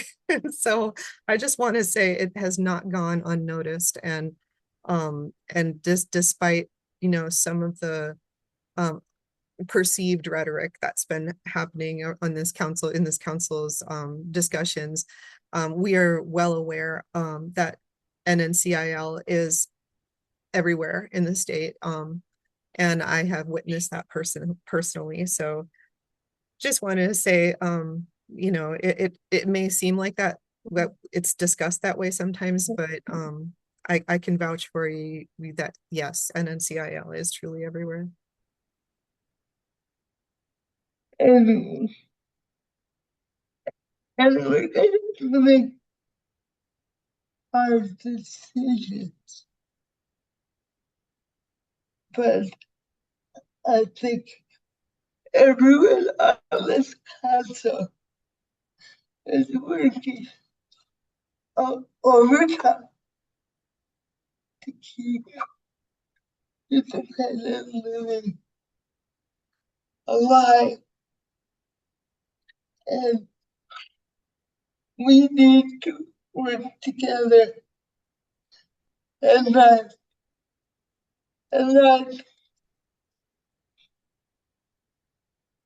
attack each other.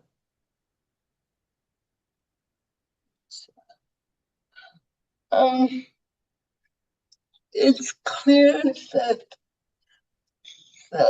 the skill recruit is going to be very busy. So, is there anything else on this topic that needs to be discussed? Yeah, Joy. Sorry, if anyone else has anything first, I'll let them go ahead, but I wanted to kind of redirect so that we can complete this. Yeah, please. Okay, so I guess I'm looking for a motion to go ahead and approve the draft spill amendment to get started with at the spill work group on May 11th. This is Ace Patrick for the record. So moved. Do I hear a second? This is Linda Vivoda for the record. I second that. Yeah, all in favor? Aye. Aye. Aye.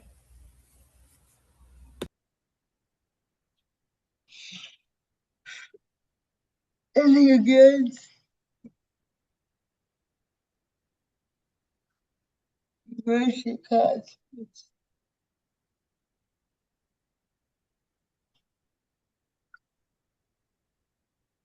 I'm getting slow.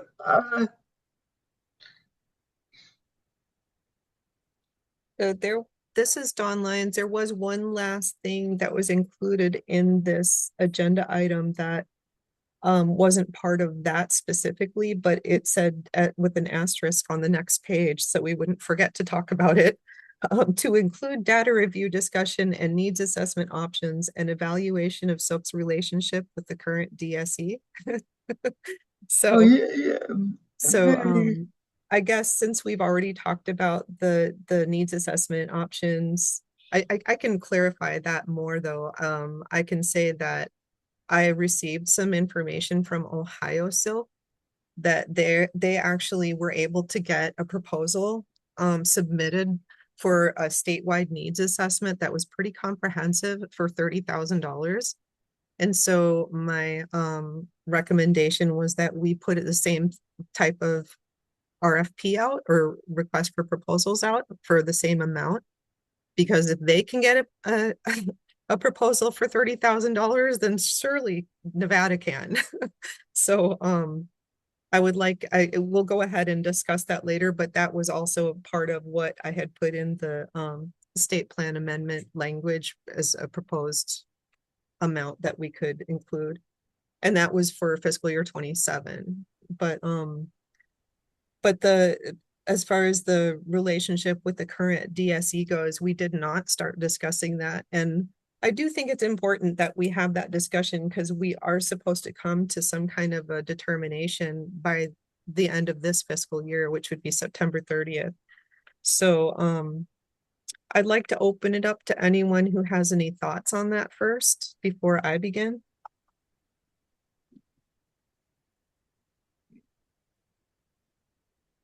Julie, can I just call people? Yeah. Mary? Okay. Thank you for the opportunity to speak. For the record, this is Mary Evilsizer. Don, this is really a coincidence. It's the Ohio group that I studied a couple of years ago and saw their needs assessment and for 30,000. So I agree. The Ohio group is a very good group. And I think if we work with them and follow their lead, I think we can do it. I can't stress enough how important this is going to be for our disability community. So I do want to thank the SILC and everyone for considering it. Thank you. Thanks, Mary.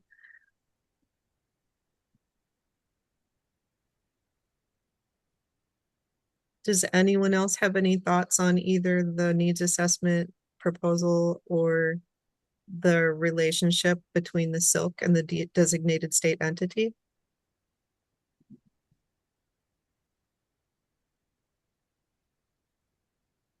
This is Dee Dee Formaster for the record. I really feel still that there's got to be grant money out there to be able to help us do this.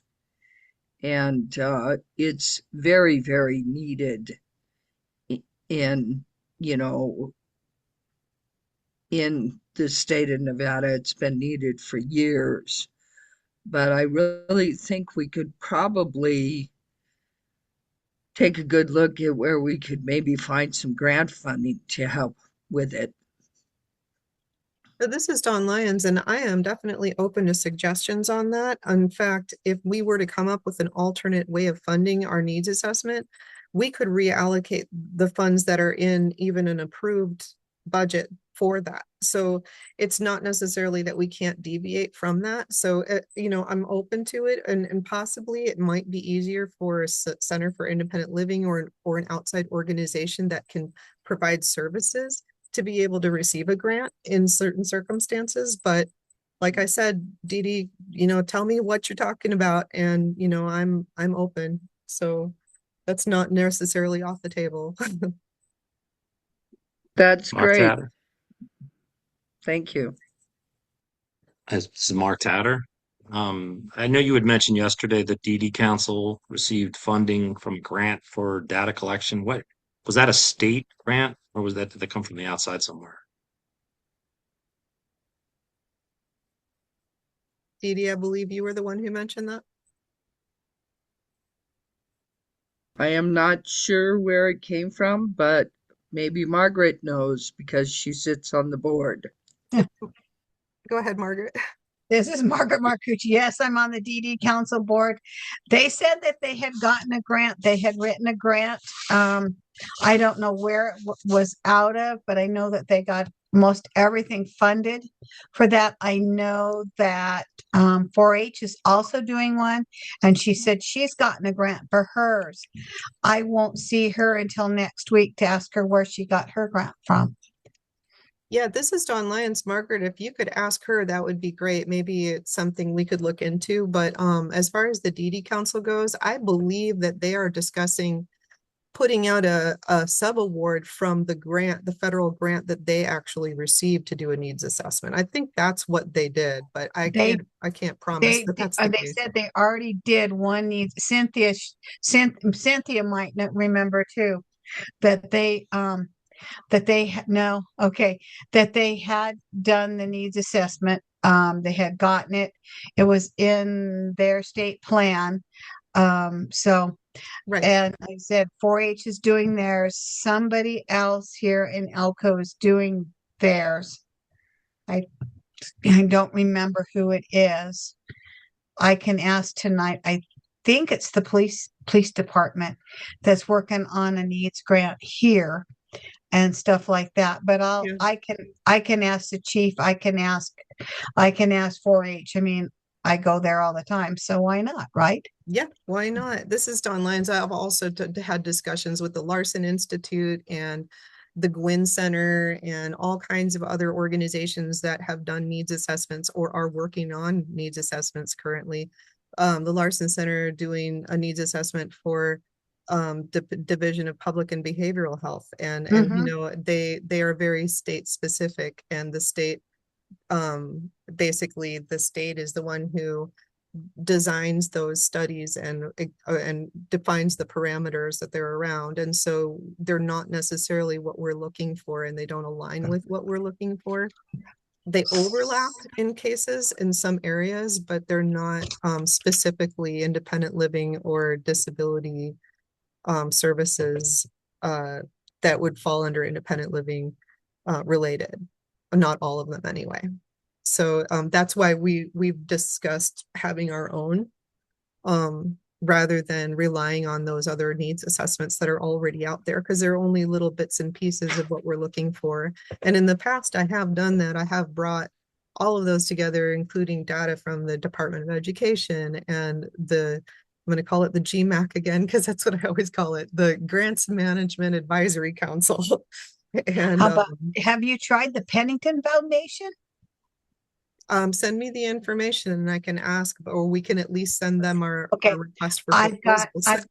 I just thought of that because the board at the senior center is doing another grant. Yeah, Chris is sitting here going, yeah, Yeah, Pennington. if anyone has any organizations that they would like for me to include when I email blast out our request for proposals, once we decide on what we want it to look like for a needs assessment, then I can do that. I don't, if there's someone that's not on my list and you think I need to include them, let me know. Don, this is Mark. Do you have that? What is the list? Can you send me the list? Because I do have some ideas. How about we get together offline, because I've got a really Okay, long list. excellent. And I maybe like you can long just tell lists. me which ones are your ideas and I can tell you if I Okay, have. Okay. yeah, good deal. Yeah, Pennington's a good one. Okay. So how about we just, is everybody clear on the discussion about the needs assessment and what the parameters around that are? Can I get any information or questions or feedback on the designated state entity relationship with the SILC? And I know that this is a sensitive area because we're partners and we work together and we rely on each other for quite a bit. But I really need some candid thoughts and opinions, and if you have questions, that kind of stuff. Lori's here. If you have questions for the designated state entity, you can ask them. If there's any concerns, these are things that there's a reason why it's in our state plan, is because we have concerns. So I would like to hear at least questions about those concerns right now, if you have them.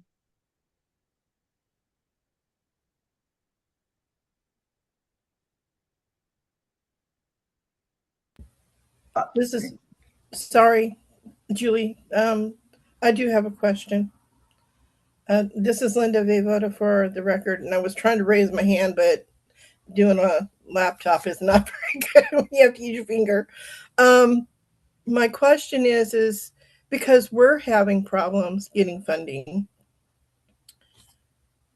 how does that verse the state getting funding? I mean, isn't funding tight everywhere?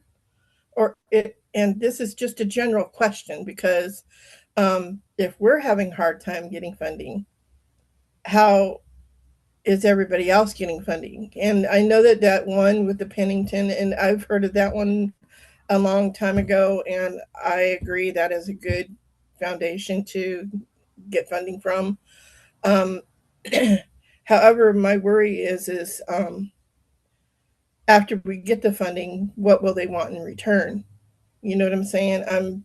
Is there something that they are wanting in a guarantee? Is that how grants and fundings work, or whatever? Because I'm at a loss for this. Yeah, so this is Dawn Lyons. Linda, I can help maybe clarify on the grant issue. Most of the time, if there's a grant available to apply for, they have parameters around that they have expectations for anyone who applies. So yes, they would have different ones depending on who's putting the grant out and what their priorities are. Chances are, so let me give you an example. So the DD Council receives a federal grant, and this is how they operate. And that's probably how they did a needs assessment. It was because through that federal grant, they were able to put out a request for proposals on a needs assessment, and then received one that worked for them. And what they did was they defined what they needed. And then whoever responded and applied for that grant, they're the ones who said, okay, we'll provide that for you when you give us that money. So anytime you're awarded any money, you have to agree to the terms of receiving that money. Sabra, did you have something?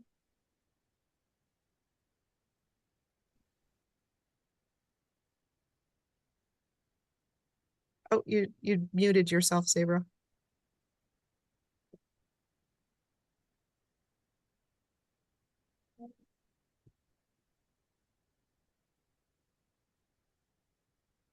Okay, feeling like choleric.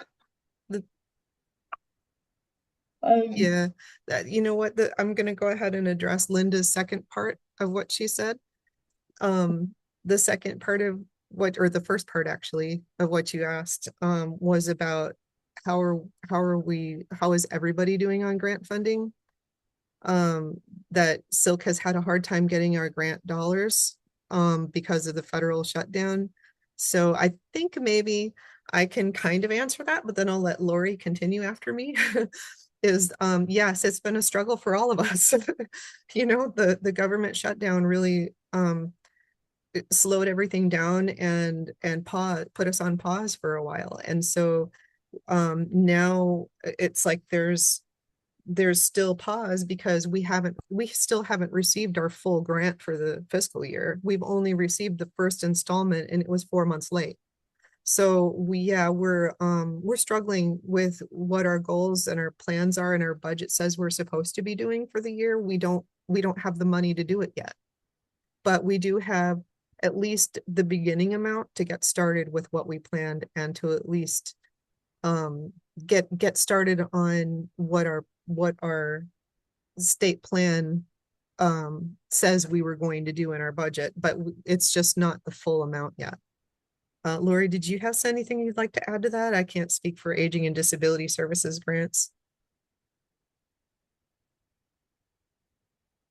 Hi, Lori Lutu for the record, and I don't have a ton of information either, just in the role that I'm in. And so if there's a specific ask, I can definitely bring that back and try to get an answer, but I don't really have any very specific information that I'd be able to share in addition to what you did, Dawn.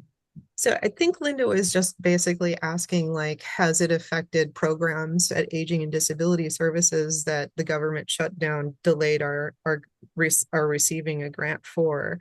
Did you guys experience the same kind of delay that the SILC received, and which programs did it affect? I think that's what she was kind of asking. Yes. So, thank you. You know, and I, again, because I'm not with any of the particular programs, I'm not sure if the shutdown impacted them directly, but again, information that I can try to get a little more information to bring back to you guys about. Okay. I think I remember Cheyenne telling me at one point that, you know, that we were all going to have bigger fish to fry if the government didn't open up again soon. So I'm pretty sure that meant that Aging and Disability Services was just as in limbo as we were. But yeah, so Sabra, you had put your hand up again and then you set it back down. Did you still have something you'd like to say? Hi, thanks, Dawn. This is Sabra McWhirter for the record.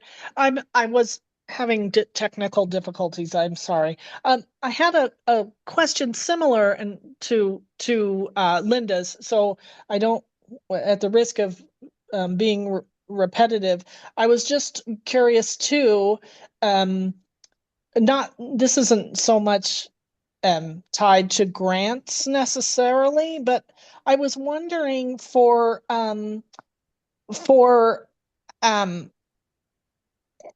or committees or programs that are funded by the state of Nevada that are um, designed to support the people in the community with disabilities, but maybe not necessarily made up of people with disabilities, like maybe it's made up of professionals, or in some cases maybe parents and professionals. I just had a question about that, how that ultimately affects SILC funding and reduces funding available. That's all I have. Thank you. I hope that makes sense.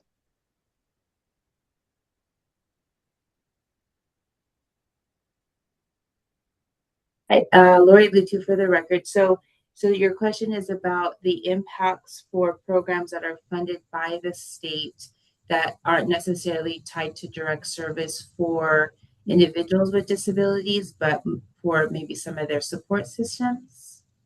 Well, yes, it's really, my question is, if those programs or commissions or what or both aren't made up of people with disabilities, is that something that's ever being talked about in the state, like to bring on more people, more majority folks with disabilities as stakeholders? Maybe that's a little more clear. So Lori Lutu for the record, in this may not answer your question, so I apologize if I don't directly answer it. I want to make sure I'm understanding. So, for our councils and commissions, which you had mentioned, they continue on like this one. We have another, others that are directly tied to individuals with disabilities. So, those continue on, and there's opportunities to continue to get involved there. So I feel like I'm still not answering your question entirely. Definitely there have been impacts, which Dawn did mention, Cheyenne had shared with us previously, over time, because it's been going on for a little while. And so, there are definitely impacts because we have to, work within what we have available to us as well. But as far as the councils and commissions that are supporting individuals or involving, individuals with disabilities, we've been able to continue those as before. Okay. Thank you, Lori. I appreciate it. You're welcome. Julie, you're chairing the meeting. You don't have to wait for me to call on you. I just wanted to get Julie was good. Other record.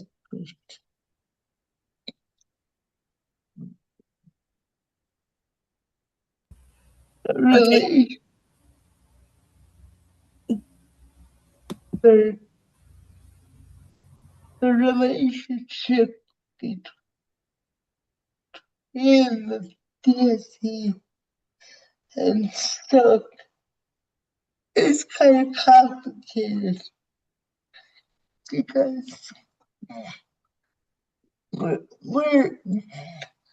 we're independent, except we're not really. And I think there's been situations in the past and ongoing where it's been challenging to figure out where that line is. For the cart, let me just clarify. Yeah, she said that we're independent, but we're also not. And that's made it challenging between us.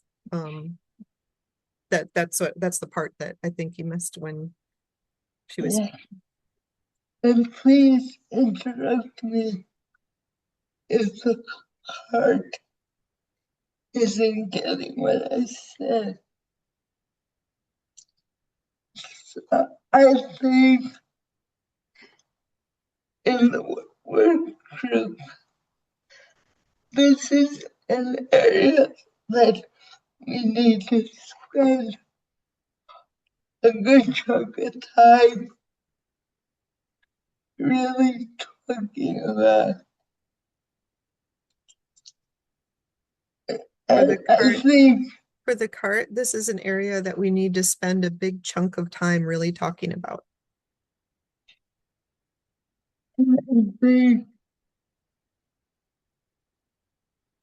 We as a self need to figure out more specifically what, for lack of a better word, what qualities we need. For a DSC in order to fulfill our mission. Does that make sense?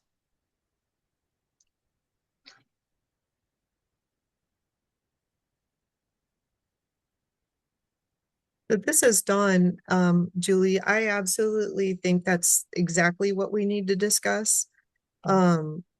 You know, there's been some challenges in the recent past, especially getting our last bill approved by the DSE currently that we have. Some butting heads, so to speak, about, you know, who has authority over what, and especially over staff and that kind of stuff.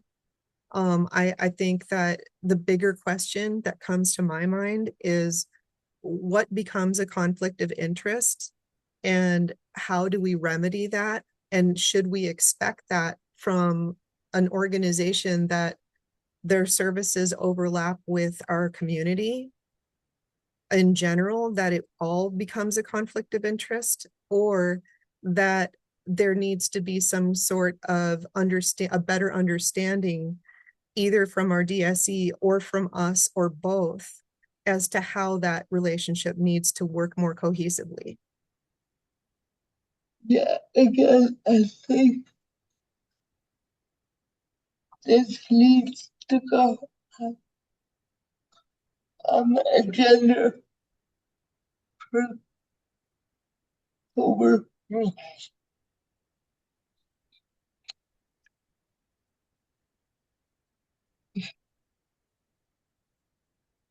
Mary, Should we dedicate more time at our next meeting to discuss this more? And I can maybe send an email out with some suggested topics to consider regarding our relationship. And then people can also email me with questions, and then we can define it a little bit better for our next meeting. I'm thinking that the work group.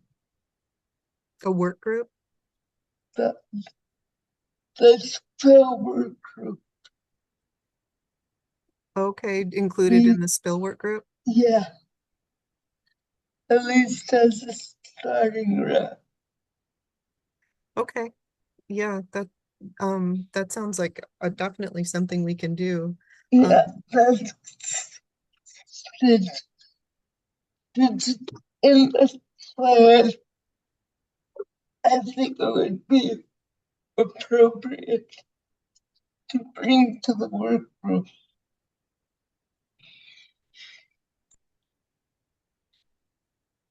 Do you agree, Dawn?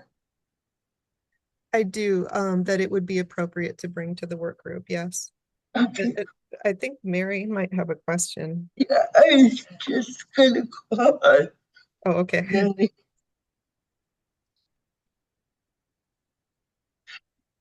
Mary, do you have a question?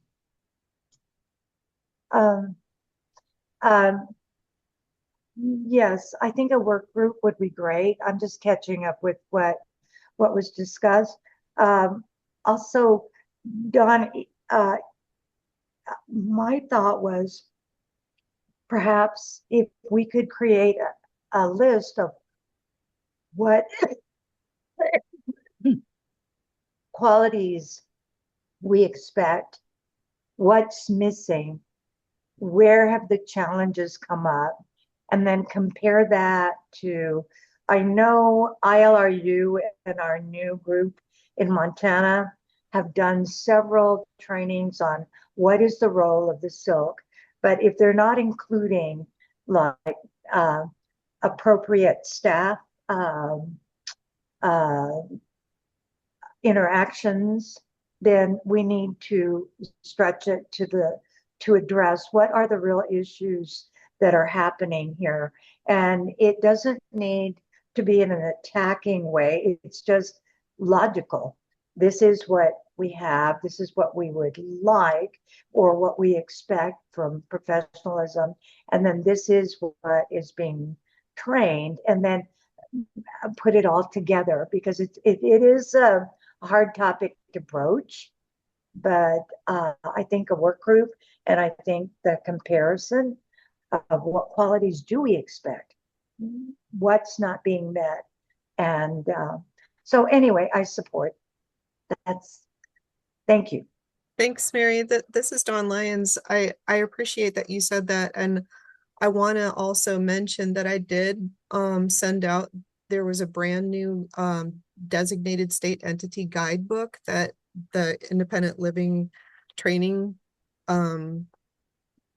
ILTA training, I forgot what their last initial is for, that they put out recently. And I did send that out. And I think that that would be a great place to start as far as what the federal expectations are that we could look at. And I can definitely make a list based off of that for us to kind of evaluate and see, what maybe solutions there might be out there and, how we could approach that. That sounds like a good plan. And I don't think that it's a good idea to point fingers or blame anybody for anything, since we've gone through a lot of changes federally, and it's a lot to keep up with, especially when especially for the DSE, who it's not their main objective is to know everything SILC, right? So that makes sense that we would start looking at it there and see, where we could potentially improve, what things are needed to remedy situations that might not be up to par. So thanks. Linda, Just a question. And hold on just a second. I had it in my brain. It's about the learning, the digital, the new one that you sent out. Um, I, for one, I'm guilty of this. I'll go in and read part of it and then I go away for a while. Okay. But is there any accountability for any of the staff or any of the people that are actually, um, like they're taking any of these classes and reading them and doing the testing? Is there any accountability for people to make sure that we're actually being up on our criteria, because things change in there, and I have noticed that when I am reading that there are certain things that have changed in there. And I just want to know, how do we know that anybody's even doing them? You know what I'm saying? Yeah, so this is Dawn Lyons. That's a great question, Linda. And all I can do is ask for the individual training plans to be completed and submitted to me. Every year we do that as a council. Every member of the council is required to do that federally. Now, whether they do that or not is sometimes a little bit, it varies, I should say. I can remind people, I can send out reminders, I can ask all I want, and still, if I don't receive it, we don't have a whole lot of teeth, so to speak, to take care of that situation or fix it necessarily. But I would like to remind everybody now that for those of you who have not turned in their individual training plans to me, that's a SILC member requirement, regardless of whether you're an ex officio, whether you're a voting member or not. It doesn't matter who you are on the council, it's a requirement, and it's a federal requirement. So it is important. And typically you guys are allowed to pick your own trainings, so it shouldn't even be that difficult. But I would hope that you would pick trainings that are pertinent to your position on the council, so to speak. You know what I mean? That would make sense. And I can always, recommend some if you're interested. But yeah, those are, I have not received them back from everybody, but I try.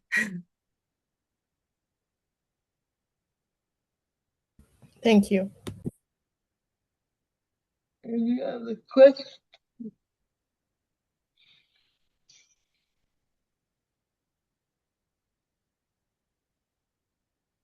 Did you need any other action? Hi, this is Ace Patrick, for the record. So I just want to go back a little bit here for a second, regarding the DSE, and Silk. So when you said, I somehow missed, did you say that we're going to visit this during the spill work group, or are we going to form another work group to work on, I, what what the objectives are with this silk and the DSE and the relationship, and what how we can work together a little more cohesively. So are we my, my, my thought was that it could be part of the spell or group since it's part of the spell. Okay, so it'll be included in as part of the spill work group. That's what I thought. Okay, I know it's a touchy subject as well, and I know ADSD is still our DSE, correct? Yes. Okay, so will we also, if we're not satisfied, or they're not satisfied, or working conditions don't improve, however that is, will we be discussing at some point other options as a DSE? And what other options we have for a DSE, or is that something completely off the table and ADSD is our only option? I'm not trying to, I'm just asking, Yeah. Yeah, no, this is Dawn Lyons. Julie, if you don't mind, I can answer that. No, please. If we did entertain other designated state entities in the future, it would have to be in our state plan for independent living anyway. So the spill work group is an appropriate place to talk about that. And I'm sure if that's the conclusion that we came to, was that that would be the best option, was to change DSEs, that then that at that point we would discuss other options if that's the case. Not necessarily that it would be, but if that came to that point, that's where we were at, then yes, the spill work group would be an appropriate place to discuss that as well. Okay, great. I would like to see that be something that we discuss and see what our options are, and whether or not, we want to entertain changing or staying, that sounds great. Thanks. Yeah, and this is Dawn Lyons again. And I do definitely think it's important to really consider what qualities we need out of a DSE, and what that should look like before we decide who might be best appropriate for that, right? So, but yeah, I definitely agree. We can talk about our options as well. Yeah, and this is Ace again. I definitely agree with you on that, Dawn. But if we don't have those pieces of information, then we can't fully make a educated decision moving forward, and whether or not we need to change something in the spill regarding our DSE or leave it as it is. So thanks.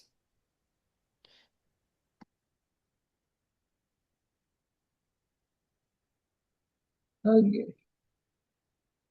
Any other? All right.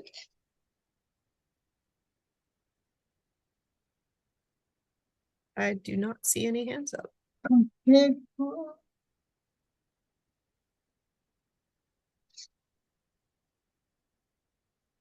I'm sorry. I got lost. Which item or we're on agenda item number 12, discussion and vote regarding fiscal year 26 and 27 notice of funding opportunities, request for proposals, and status of current funding for Part B. Yeah. Did you want me to go ahead, Julie? Yes, please. Okay, this is Dawn Lyons for the record. So I did attach a material. It's a request for proposals for the needs assessment, with a dollar amount being 30,000. I suggest that this is one of the things we include for putting that out for now to get applications back for fiscal year 27 for that. That's the year that we, if we approve the budget that's in our spill amendment, that's where it would be allowable there, that $30,000 would be available. And so that's one of the items that I wanted to make sure that we took a vote on today. The other ones that I wanted to mention are for the current for the current fiscal year, we still haven't been able to put notice of funding opportunities out that were already in our budget. Even though we're going to have to change them, I would recommend that since we still don't have our full funding capability, as soon as we get our full funding capability, and that could be tomorrow, because ACL has told us, when I was at SILC Congress, they told us that our next installment of our grants were going out that weekend and they still haven't arrived yet. So it's got to be any day now that we get that funding. And as long as fiscal receives it, I believe Friday is their cutoff. So as long as they get it before tomorrow, then they can bring it up before for the review of what we're going to be allowed to spend for this next quarter, or this next session before what is it called? Lori, help me out here. What is that called when they have to put work groups or work programs up to present them to? What is that organization? Are you talking about IFC? Yes, thank you. I was drawing a blank. Yeah, so in order for them to put it up before the IFC, remind me of what that stands for again. It's internal fiscal. It's the interagency fiscal. It's a fiscal committee for subcommittee for the legislature. Thank you. So they have to approve all of the authority that comes from our budgets. And so in order to approve an additional amount of our authority, we have to receive it, because right now our spending is provisional. Our authority is provisional depending on if we get it or not. And so we know we're getting it. We should have received it already, technically, but I did check with fiscal today and they did not see it yet. So it's kind of like, if we get it before tomorrow and they're able to bring it to IFC, then we can go ahead and move forward with these with the revised and I would recommend, or interim finance committee. Thank you, Lori. Oh my gosh, I'm so bad at remembering names like that. Anyway, I would like to tentatively approve moving forward with the adjusted notice of funding. And I'd like to do them a little bit differently this time, is that we just continue on from last fiscal year what we've already approved, and just approve with the dollar amounts that we have just for this fiscal year, for the remainder of this fiscal year, because we don't have we don't have the full amount that we thought we were going to have. And so in order to keep those programs running that we have been supporting, I think it would probably be best just to continue them with the additional funding that we have through fiscal year 26, if you guys agree with that. So I'd like to take a vote on that as well. I know RCIL and SNCIL are both on pins and needles about their funding for the programs that we've been funding them for, and we've extended their last year's through Southern Nevada Center for Independent Living is through May, but Rural Center for Independent Living has already expired. And so, they're funded for what they're doing right now. And so, and Southern Nevada is going to run out if we don't continue it from May onward. So those are the recommendations that I'd like to make for the council to approve today is those three things. Do I hear a motion?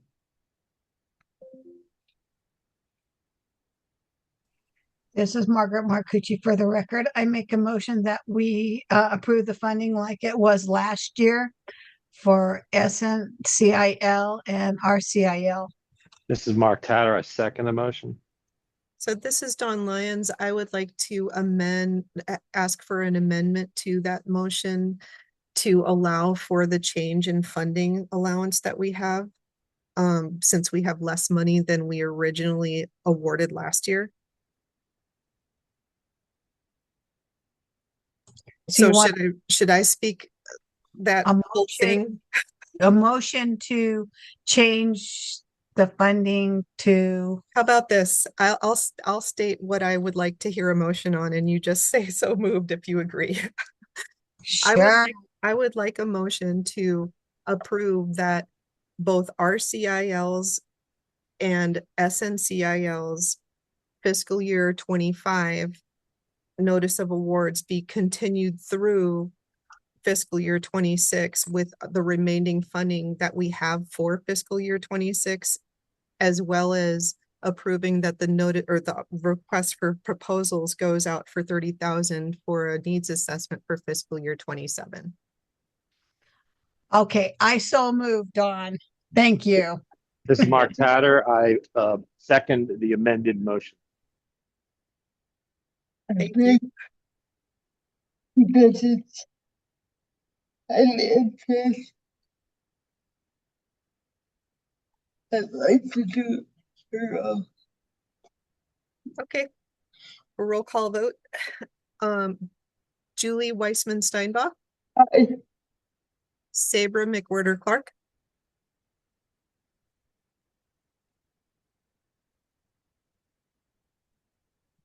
Oh, did we lose her? No, she's just muted. Sabra McWhirter Clark, how do you vote? I'm so sorry. I'm having trouble here. I vote yes. Thank you. Margaret Marcucci. Yes. Linda Voivoda. So moved. Ace Patrick. Yes. Dee Dee Formaster. Yes. And Mark Tatter. Yes. Unanimous. Yeah. Motion passes. And then for that future conference. The future conference agenda. This is Dawn Lyons, and I think we already covered this when I gave my updates. If anybody would like to express interest in going to the next, I believe the next open conference for everybody is Nickel in July. And then there's April and October. So we do have time for anyone to still express it for April, but if they want to go, or if they want me to make arrangements for any of you to go to attend Nickel conference this year, is there any interest in that? This is Dee Dee Formaster. For the record, I would really like to attend April. April or Nickel? April. Okay. Now, Is there anyone who would like to go to the Nickel conference in July? That's what I thought. Was it kind of like Sabra, are you able to mute? I'm so sorry, Dawn. Yes. Okay. Is there any interest in Nickel? I'm sorry, I'll just repeat that. Oh, this is Mark Tatter. I'm going to both. Oh, great. Our center's going to cover that, so I'll see you guys there. Where's it going to be? It's at the end of July, Linda. And where? in DC, Washington, DC. I don't want to go there again. Understandable. Okay, well, if anyone changes their mind, they can always reach out to me. I think I already explained the budget. We're on, the brink here. Hopefully we'll get it before tomorrow, so that fiscal can take our budget to the IFC. But if not, it will be, I don't have the date in front of me, but I'll let everybody know when the next IFC will be. It's a few months away. So it won't be for a while if we don't get those out now. It won't be for a couple months at least. But that's where we stand with our budget. And other than that, we're on track with our objectives, and we've touched on, as long as our spill amendment draft is approved, then we're on track with our current objectives and actions that we plan on taking. Let's see, Mary put in the chat, I'm not sure, is it protocol for members involved in funding votes to abstain if they are on the receiving end? Yes, it is. I don't know why I included them in the roll call vote. I just kind of went down the list. But I appreciate you bringing that up, Mary, and their vote won't count. That's all. But I mean, it was still unanimous. Okay. Thank you for pointing that out, Yes, because I totally thank spaced that out.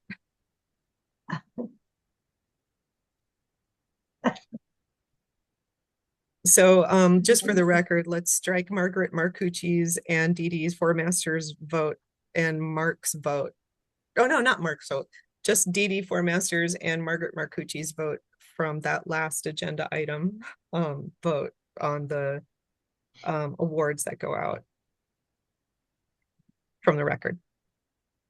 But I think that's it, Julie, for item number 13, and we can move on to 14 if you want. yes. So our next meeting is our annual meeting where we hold elections.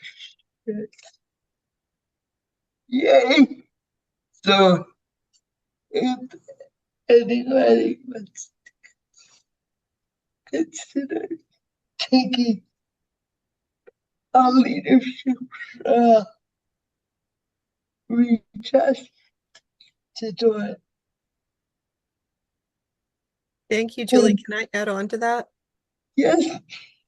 This is Dawn Lyons. Yeah, if you have any interest in becoming an officer of the council or being appointed as one or being elected as chair or vice chair, keep in mind that as we move forward, as we're looking into changing our policies and procedures as a 501c3, that we're going to drill down into those positions a little bit more in depth, and that your role would be more involved in defining what those roles of officers would be or what those look like. So I just wanted to mention that because they will be evolving.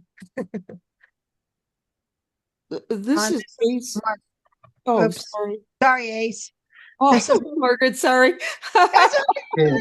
Hey, it is that you're not, being that you've already put me in a kind of an officer's position, you're not going to flip me around, are you? I mean, Margaret, if you're still interested in staying the treasurer for now. I am. I mean, Chris is here laughing, and everybody else that's been in and out knows that my ability to do books is really good. But yeah, I mean, we definitely don't want to exclude anybody if they are interested. So if you are, email me privately, let me know, or Julie. And that way Julie can make an educated choice at that time if there's someone interested in secretary or treasurer, other than the standing people who are in those positions, which are Margaret as treasurer and Sabra as secretary. For the record, it will be whoever's elected chair. True. So yes, whoever is elected chair will be making those appointments. Just for the record, I just want to make that clear. So I'd be interested in a position except for secretary. I would not do well in that position. Don't worry, Ace, we have plans for you. We have plans for you. Is that what Yeah. you said? Oh, you have plans for me. Okay. Yes, Well, don't okay, worry. well, thanks. Thanks. Ace, you're not the only Appreciate one they that. have plans for. Come on now. I'm the one that asks questions. Thank you. Okay, anybody else? There is one other item, and I don't know if we're gonna start on the July agenda, but, and I don't know the details, but there's a big award granted for services in the rural. So I sent out an email about it, and I learned yesterday that dental services were excluded, and that's a huge problem, especially in the rural areas. So I'd like to get that on an agenda. Yeah, so this is Dawn Lyons. Julie, that is exactly what I mentioned yesterday. I don't know if you were here when I mentioned it to the group, but I'm going to go ahead and send out through email. I'll send out the link to the website that you're talking about that I was also discussing. It's the Rural Health Transformation Program. Yeah. And that was what Aging and Disability Services had mentioned to me, or had mentioned in general. And my ears perked up, and I said, that sounds like a job for the SILC. It sounds like something the SILC should be involved in. So yeah, definitely, I definitely agree with you, and I'll make sure that gets on our next agenda. Yeah, Dawn, this is Margaret. Julie, yes, I've been on in and out of it, and Silver Summit and Care Source have been making me very much aware of it. And I could get somebody from UNLV this dental school to talk about what they've been trying to do. So who's been trying? UNLV. Oh, UNLV. Dentistry. They have a specialist for patients with disabilities, and they can try to get into the rural ones for a very long time. Yeah, maybe we can invite them to our meeting as well when we discuss that, so that we can possibly collaborate. That's what I was. Oh, that's what you said? Yeah, that's what I was hoping. This is Margaret Marcucci for the record. I agree, Julie. I really, they've been sending me stuff. I think we should. Okay. Then it shall be done.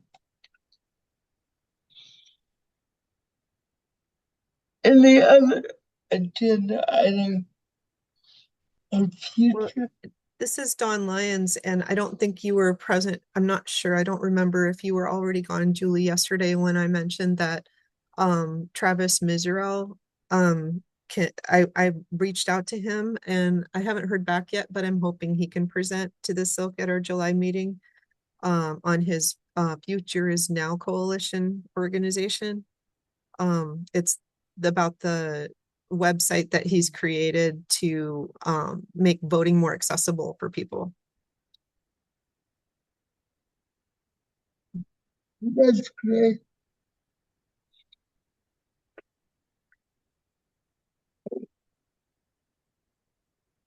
I think we're gonna have a great annual meeting. Okay, is this time for public comment? I think it is, Julie. Would you like me to read the preamble? Yes, please. Okay. No action may be taken upon a matter raised under public comment period unless the matter itself has been specifically included on an agenda as an action item. To provide public comment telephonically, dial 1-253-215-8782. When prompted to provide the meeting ID, enter 929-904-1434 and passcode 707401. Comments will be allowed at the beginning and end of each day and will be limited to 3 minutes per person. Persons making comments will be asked to begin by stating their name for the record and to spell their last name and provide the secretary with written comments.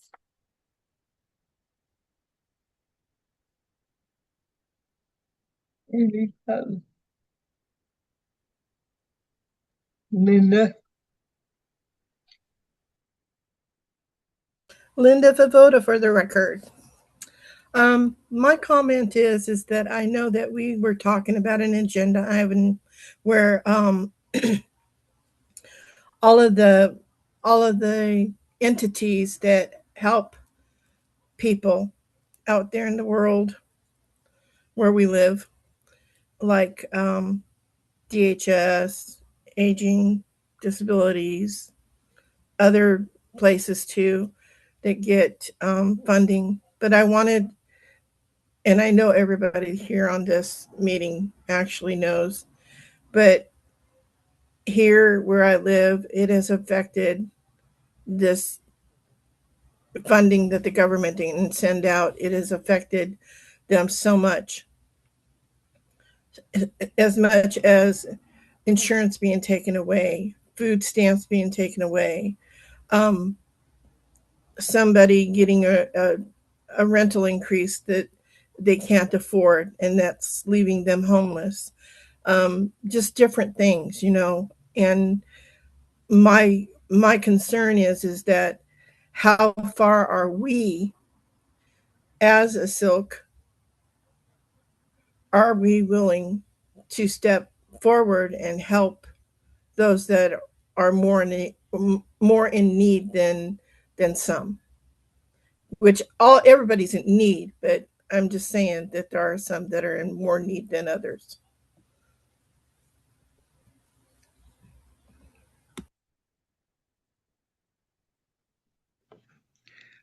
Linda, I know of several programs that can help with some of that stuff. If you give me a call, I'll be happy to help. Thanks, Dee Dee. Yeah, this is Dawn Lyons. I was just gonna say, just in general, you know, the Centers for Independent Living are there to help find those services that people need. The SILC isn't necessarily a service provider, so we don't do that, but we can assist with, you know, education for legislators and things like that when the time comes, if there's an appropriate place for it. So just something to keep in mind for anybody who's interested, but specifically, you know, addressing what you're talking about, Linda. Linda, one of my suggestions might be that um, you get together with the senator that comes to the Carson Library, and let them know how this is affecting the elderly community and about what's happening in your specific complex. And I know that they're at the Carson Library. I think it's the third Wednesday of the week, but I'd have to call to check. But I'd start there. Thanks, Dee Dee. I appreciate that.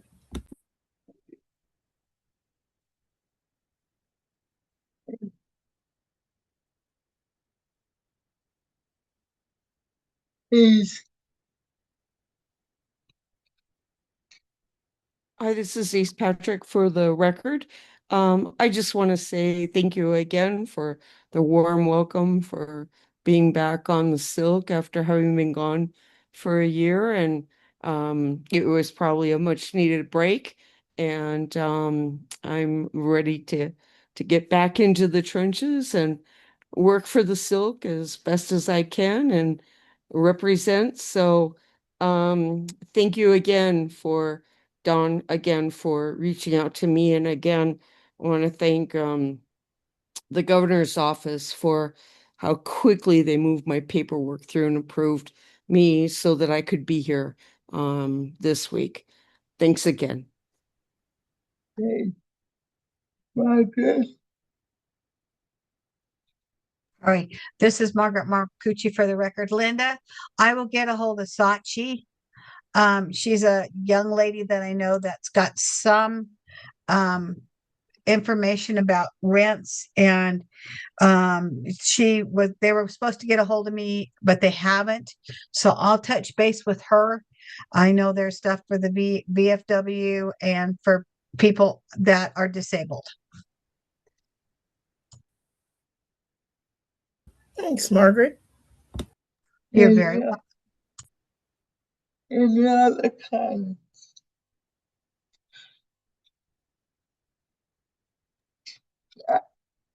I'd like to thank everybody for their participation. I thought this was a great meeting. I must see you all on July 8th. I now call this meeting adjourned.